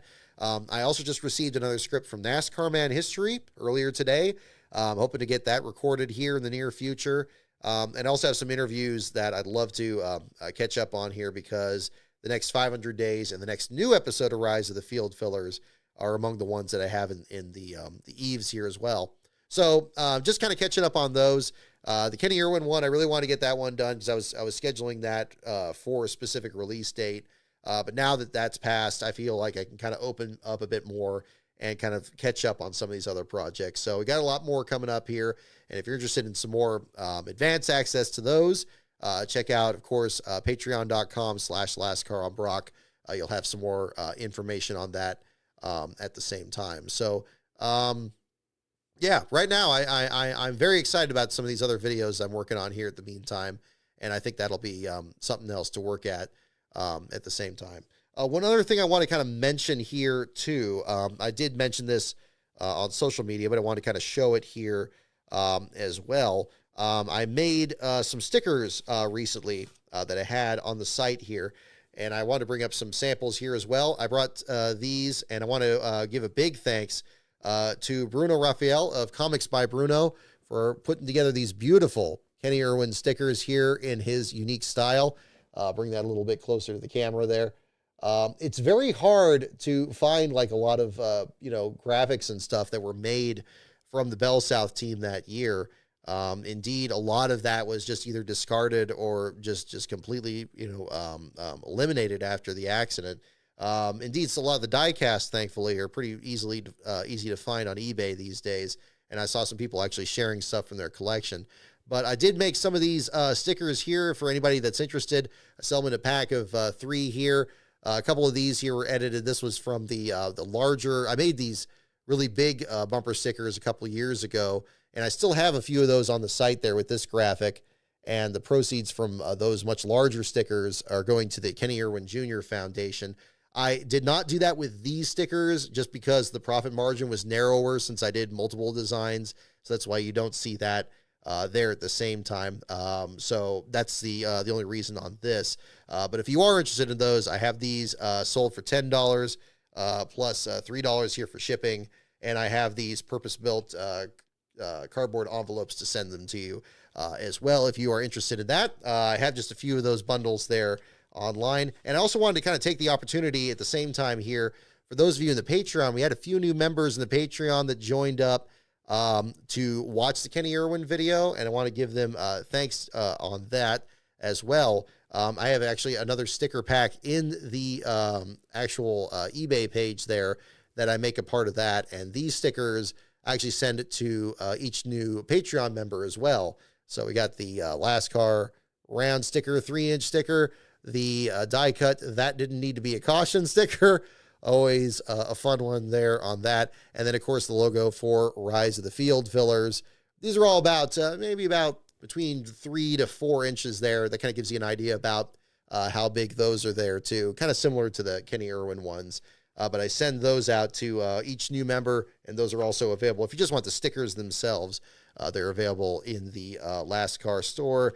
If you can find that as well on the NASCAR.info page and click the store link, you'll have more on that. So I definitely wanted to kind of share that here at the same time. So with that, we'll do some trivia questions here to wrap up the show here for this evening. We'll bring out the late 90s Trivial Pursuit deal here, and I'll catch up on the Super Chats at the same time. So if you want to stick around for that, we'll go ahead and do that here. If you guys have any other questions or anything I didn't cover from the show today that I need to get into, then definitely let me know in the chat. Otherwise, we'll go ahead and do that. We'll go ahead and start off by picking which category people would like. So once again, the categories are NASCAR, pits, teams, tracks, drivers, and the wild card. Those are the categories. Once again, they are pits, NASCAR, pits, teams, tracks, drivers, and the wild card. Bumblebee 48, I see your comment there about 500 days. I've been getting a lot of questions about that. The next episode of that, I don't have a release date set yet. I will tell you where the progress is there. So I've already downloaded all the articles and started getting the outline of that script together there. I have the video already set up, or the video clips available there, so I'm kind of working on that. But the script I still need to actually write out for that. It's not the closest I have to completion of the scripts that I have right now. The Field Fillers episode is actually much closer to completion, so that one is probably going to be next. I may have some shorter videos that I'm working on here in the meantime. Still kind of working on that. So it's going to be a little bit more time on that. It's not the next one right now. I don't think it'll be ready this month. Maybe next month. We'll see how things kind of play out there. I'm still trying to figure out exactly how long it takes to produce these videos to get a better assessment of it. Some of these I just feel like I fuss a whole lot more on than others. But now with 500 days, I feel like, I have more or less kind of a rhythm to those that I think makes it a little bit easier to edit them. And since it's based so much on racing footage, that makes it a bit easier to fill the timeline quicker. The challenge with this one is it's going to actually cover 2 race weekends, both the inaugural Nashville Busch weekend as well as Talladega. and some very, very big stories through there. So when it's done, it will be well worth the wait. I will assure you of that. And I think the next couple episodes after that will probably take less time to put together. So we're kind of at an interesting point in both those series, really, with Field Fillers and 500 Days right now, where I think after getting through the next episode here, it'll be very interesting to see, kind of where it goes from there. I think we're going to get to an interesting turning point with both of them. So hopefully we'll get to a point there where we'll have some more of those coming up here. So I do like doing these individual stories in the meantime, but I do sense that, a lot of people are anxious for those series, and I certainly want to give people what they want on that. But that's going to be in the near future here. We'll see. It's just a matter of how quickly things come together. So, stay tuned. Stay tuned on that too. Marcus, glad you liked that didn't need to be a caution sticker. Yep, still got those. Kudos to Harris Lou. I think he was the one that told me about making sure to have the to be in a line there. It does look way better than my old design did. So we do have that there at the same time. Alrighty, let me go back to the super chats here in the meantime. Let me get to the first one. Michael Jensen for $5. Thank you so much for your super chat on this. The Buddy Baker Attaboy Award goes to Goodyear this week. Bailed NASCAR out again. Stage 1 with everyone on equal tires showed the car is still bad. Yeah, exactly. I'm glad I'm not the only one that felt a bit dismayed by the first stage. And I noticed at the beginning, like Steve Letarte, and I think even like Lee Diffie weighed in on this at some point. It's like, oh, hang in there. This is the greatest race. There's so much that happened. Oh my goodness. And then they wouldn't say what happened. It's like, oh man, that's so much of a tell. But they're trying different things. It feels like stuff that like FS1 would do. But yeah, I'm with you there. I think that, the Goodyear tires helped. This was definitely not a point in favor of the car. But they hit on a good combination, and it's interesting that it still resulted in Austin Dillon winning. We'll see what how much more to that story coming up here. But still kind of an interesting way that worked out. Yeah, really good TV coverage I see on Willie B. Yeah, in general, again, I still think the camera angles can be fixed, but that's something that I think these networks just need to get out of the habit of using. These older angles just aren't working. Because I think Richmond could be shown as a much more exciting track than it used to be. They might do a video on that too. We'll see. That's the problem. It's so much easier to come up with new video ideas than it is to actually complete them. But that's kind of another part of it there. But we're moving along though. We're moving along. But again, Michael, thank you for the super chat there. On to here, Arian Gomez. Thank you for your super chat there for $5. Good race tonight. Didn't have USA broadcast, but I really did enjoy myself watching the onboards of SVG, Carson, and the multi-view channels with MRN. Very good point. That's a big thing with these broadcasts now. Yeah, if you got the Max onboard cameras and you got the radio broadcast, I'm glad that the sport is still accessible in a way where, if you don't have the access to the actual full broadcast, you can still take it in different ways. Excuse me. But, I'd be curious, Arian, kind of what your experience was, like if it looked more competitive from your viewpoint there, or, if there were some other aspects of it maybe that really drew your attention. I imagine that the tire strategy without having the visuals there of the radio broadcast must be a challenge there on that end. They can certainly show like individual battles and kind of describe those, but it always seems like with a race like this, especially at a short track, that things are happening so quickly and you're having to kind of plan a few moves ahead. You almost got to be like a chess master to figure all this out. But I'm glad you're able to enjoy the race. I agree. I think there were more positives than negatives on this one. I think that I didn't listen to the radio broadcast, but I imagine, given listening to the Truck Series broadcast, they had a lot to cover here too, and what happened with Austin Dillon there. But again, thank you for your super chat there as well. Beast of Metal 1989, thank you for your super chat for $10.09. Thank you very much. That vehicular interference penalty was a pure brain spasm by Elliott, given it put him in position to get swept up in that wreck. He has only himself to blame for this headline pending inspection. And indeed, yes, now we know that Chase Elliott is officially your last place finisher of today's race. That'll be another part of it. Yeah, thank you for bringing that up. Yeah, pit penalty, bringing him back through the field and being caught up in it. I believe he was about 22nd spot when the wreck happened. And given how well he's performed this year, aside from Watkins Glen last week, where he had kind of an off day there, definitely an unfortunate situation for him and the 9 team. Oh, excuse me. But at the same time, it really speaks to, well, I guess we were talking at the time about the other pit penalties. The same issues for Denny Hamlin and Carson Hocevar earlier in the race. Yeah, this is a track that will absolutely make you pay for any, lack of, any kind of mistake you make. I mean, we always hear that at road courses where, like, you have to be perfect and hitting your marks, and then otherwise it screws your entire lap up. That's one thing. But at this track here, being a short track and so difficult to pass in any combination of car or tire or whatever. If you have something like that that's going to drop you back 10 spots, yeah, you could be in the middle of an incident. Even though we don't usually see like a big pileup like we had in this race here, doesn't mean it's not possible. And look how easily it happened here. I mean, Kyle Busch kind of playing bumper cars there on the back straightaway, and just like that, you had about a half dozen cars at least washing up into the outside wall. So it made for a kind of a crazy deal there. But yeah, I agree, Beast of Metal. Definitely a big mistake and a costly one there for Elliott, too. So thank you for your super chat there on that. Bowser Jr. XD, thank you for your super chat for $4.99.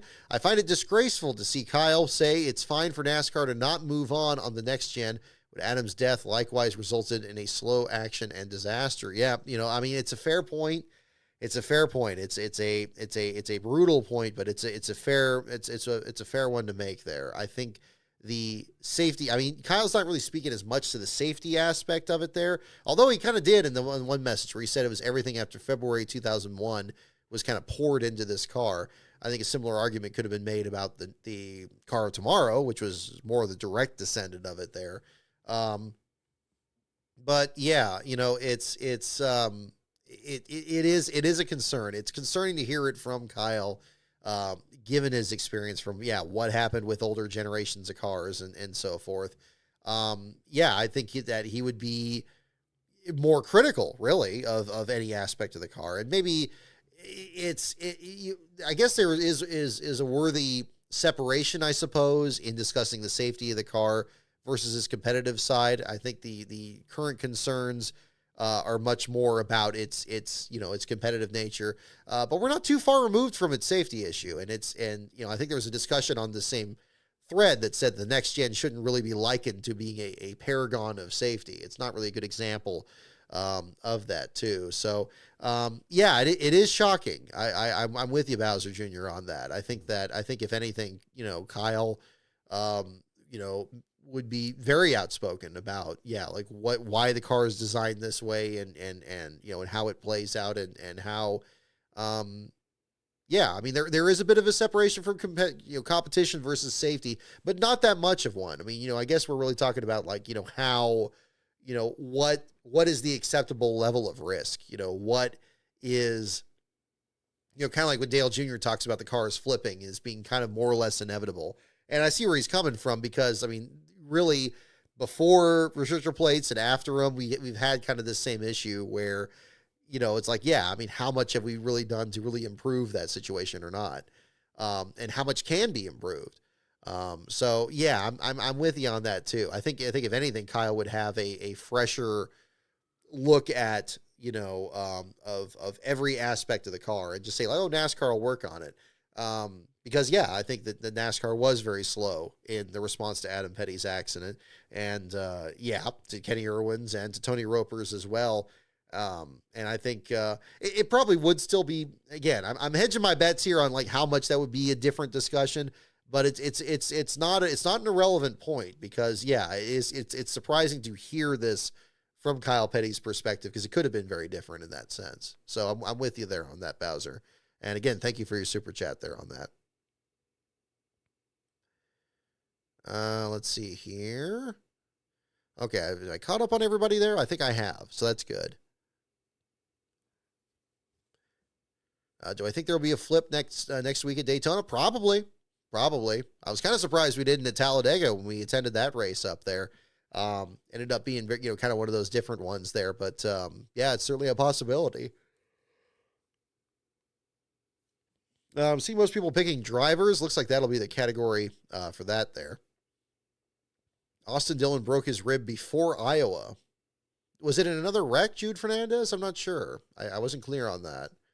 Because that was eye-opening when he mentioned that. Let's see here. Let's see. Teams, tracks, drivers. Let's see, that was a little bit too easy. Alrighty. And let's see. All right. So we'll do a couple drivers' questions and then we will wrap up the show for this evening here, folks. So thank you for tuning in here. We'll go ahead and do that. Let's see. Okay. Well, okay. We'll scale into this one. How about this one? What Indiana city does Jeff Gordon call home? There we go. Kind of an irrelevant one to Indy here at the same time. What Indiana city does Jeff Gordon call home? Oh, is it a fall? I didn't know that, Jude. Oh, my goodness. Yeah, I haven't really followed that closely there, but my good, that's another one to bring up there. What Indiana city does Jeff Gordon call home? That is the question.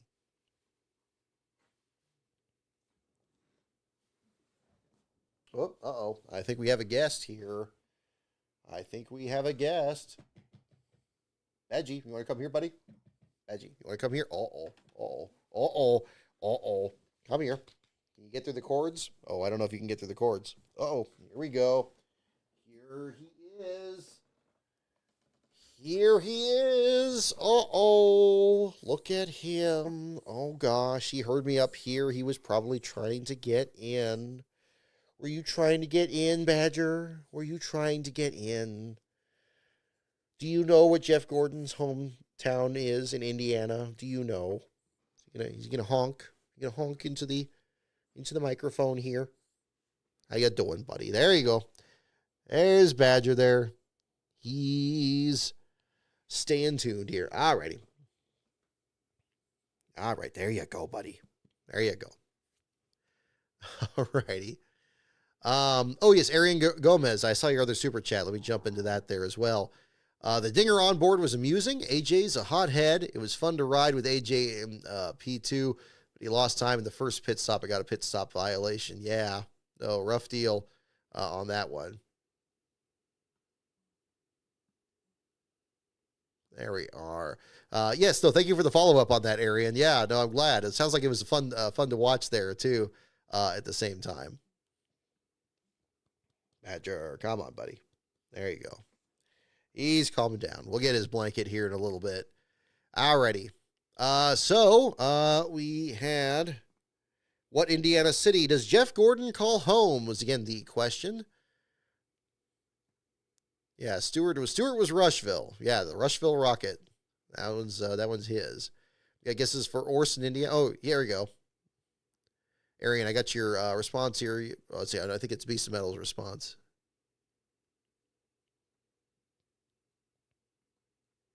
Yeah, that was weird. The Allmendinger penalty. Yeah, he was behind Zane Smith's car, was it, on pit road? I was wondering why he was the one for interference, where it seemed like it was a car in front of him there, but I don't know. These ticky-tacky penalties. What Indiana city does Jeff Gordon call home? The answer is Pittsburgh. A lot of you got that one. Pittsburgh is indeed the correct answer. Pittsburgh. I think Glenn 7000, I think you were the first one on that. You got it in all caps and all correct. Yes, indeed. And Bowser Jr. XD, you got it there as well. Beast of Metal as well, yes. I think he nudged Zane's car. Oh, okay. Was that it? The replay didn't I didn't see any contact. They just showed like how close he was there. But yeah, if there's any kind of contact, I guess that changes things a little bit. Uh-oh, Badger's on the move. There you go. You see the little ears here down on the screen here. Oh, buddy, don't give me the face. Don't give me the face. We're just doing a couple questions. Alrighty.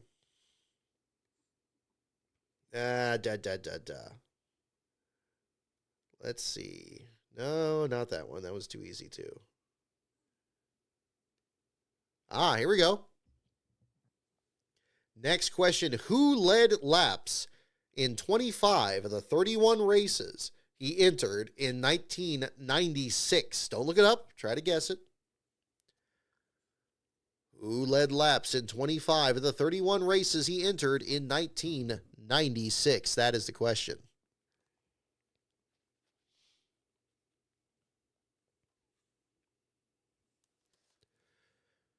Gosh, we got a late group here too. I appreciate you staying tuned here, folks. I know it's on the later side here for the show. It's about 10:30 here at NASCAR headquarters here, so early morning hours for those of you. But I appreciate it. Hope you've enjoyed the show here tonight, and plenty of rantings and ramblings here after the events. Who led laps in 25 of the 31 races he entered in 1996? You got guesses for Gordon and Dick Trickle and Terry Labonte. I also want to mention, now that we're kind of later into the show here as well, I got some questions about the Connor Zilisch deal from last week and last place, indeed. Certainly, of course, wishing him a speedy recovery. He had surgery earlier this week to get a plate in his collarbone there, and we'll see what his recovery plans are coming up this week and going forward from there. I think on the show here last week, I was debating between putting him or Kyle Larson in last place. I think we did the discussion from Larson's viewpoint there in the last spot. But really, when I looked over the results, it seemed to predominate that, the earlier ones with Natalie Decker's situation at Vegas in 2020, where she was not medically cleared to start the race and didn't start. They pushed the truck behind the wall. That was treated as a did not start, and she was classified last. There was then Rich Vogler's incident there in 1990, where he tragically passed the night before what would have been his debut, and his car was pulled out of the lineup there. That one, he was also classified last in that race.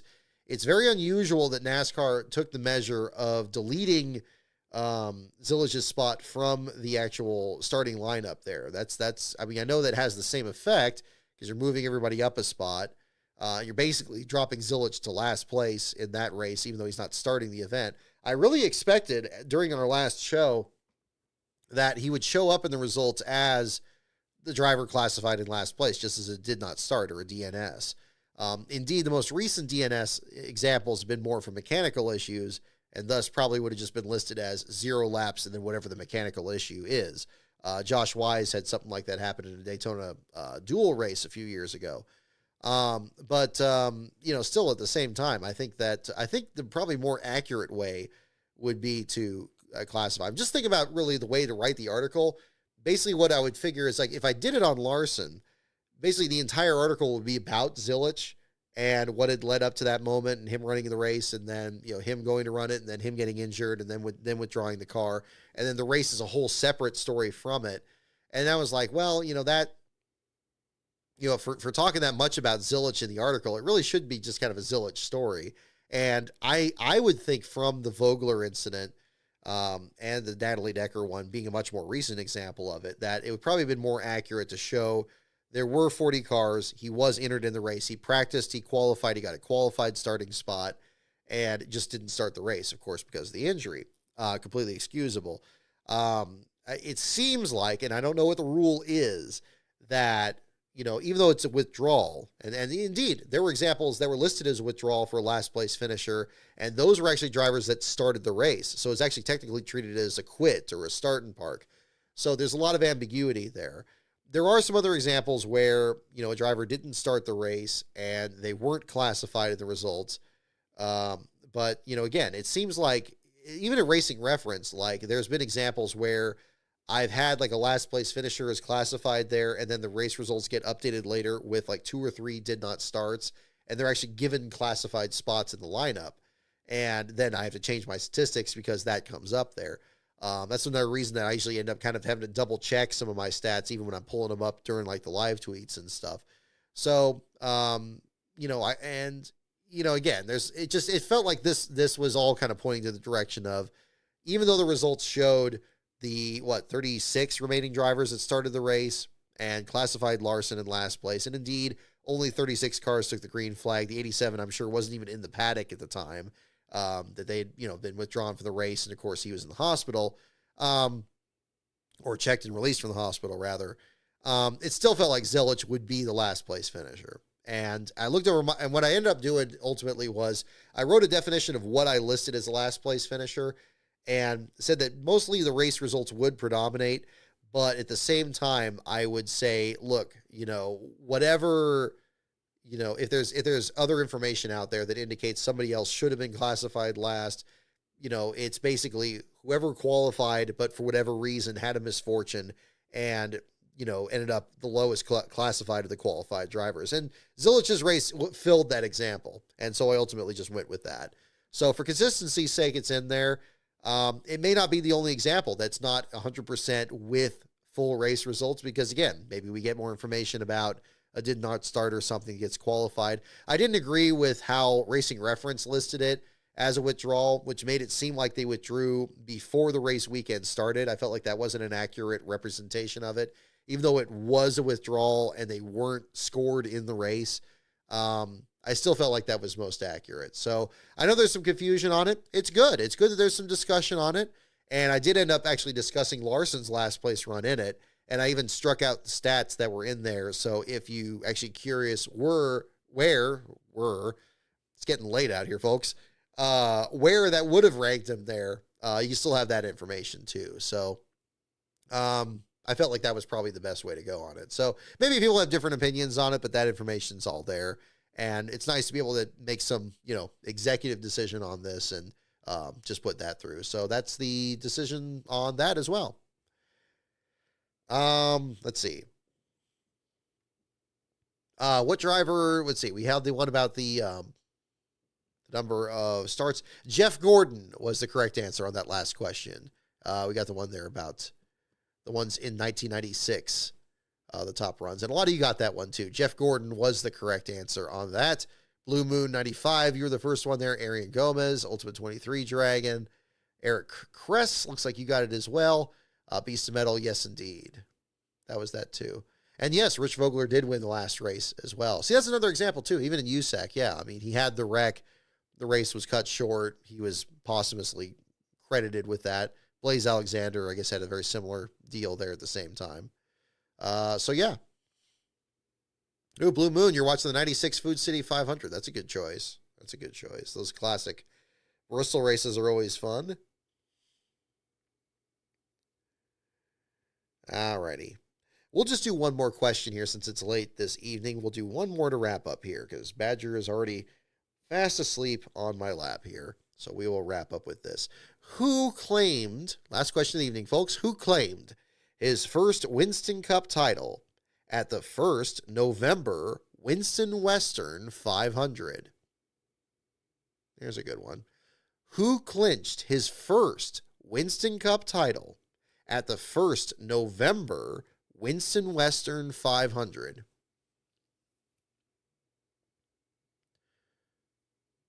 Oh, Blaze was given second. I thought Blaze was given the win. I guess, yeah, he was catching Kerry Earnhardt and the wreck happened. Okay, no, you're right. You guys are right. Yeah, it was Earnhardt that. Carlos Pardo, yeah. Was Carlos Pardo leading? Goodness. That was bad. I forgot about that one. That was really bad. I was doing an internship when I heard about that, and that just, that kind of cast a pall over the day there.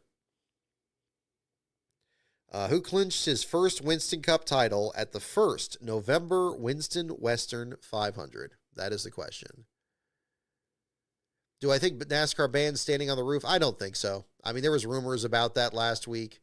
No, I don't think they're doing any of that. They did used to do the little PVC pipe thing I'm seeing comments about that there too, but yeah, it sounds like they haven't banned that, and they shouldn't. I mean, definitely, maybe some other evaluation of the safety aspects of it there, or maybe, where the window net's positioned, or, when the crew is spraying soda or Gatorade on the driver, maybe, looking at that again. I don't know. Who clinched his first Winston Cup title at the first November Winston Western 500? The answer is Darrell Waltrip. Old DW is the correct answer. Darrell Waltrip is the correct answer on that one. And Glenn 7000, I think you were the first one on that. And I think you were the only one to get that. So yeah, Darrell Waltrip indeed is the correct answer to that one. There we go. So tell you what, folks, that will do it for the show this evening. Thank you so much, everyone, for tuning in on this late evening show. Congratulations to Austin Dillon for pulling off a win and punching his ticket into the playoffs. I got to say that. But congratulations to him on a tremendous victory there tonight at Richmond. A solid performance. Tires helping out the car here. We'll find out what the story is going to be next week in Daytona. We'll do another show under the lights here to wrap up the Xfinity and Cup Series action next Saturday night. So in the meantime, my Twitter feed is at LastCarOnBrock. Website, of course, is lastcar.info, and the Patreon is patreon.com/LastCarOnBrock for more bonus content along the way here as well. Big thanks to everybody for tuning in tonight, and I will see you all next week for Daytona. So again, thank you everyone for tuning in.